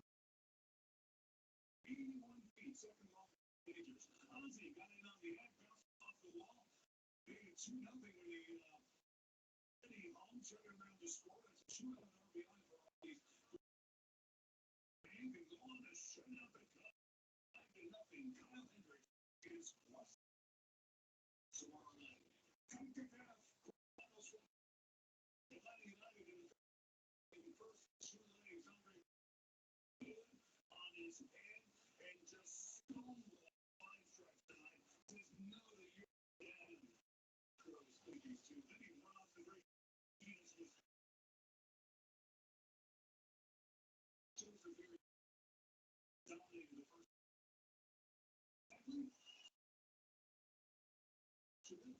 Receiving him in the corner on Brad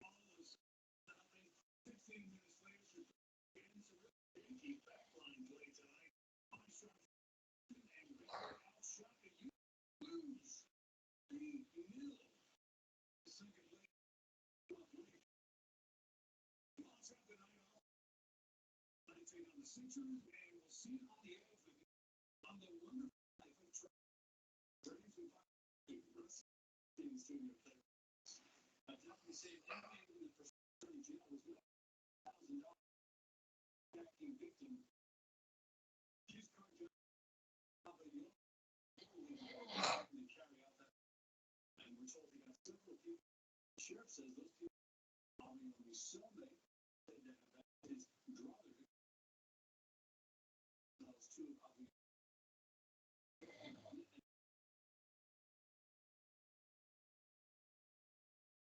when we arrested her, we found information about victim, including his address, his photograph, his parents' information. So we knew very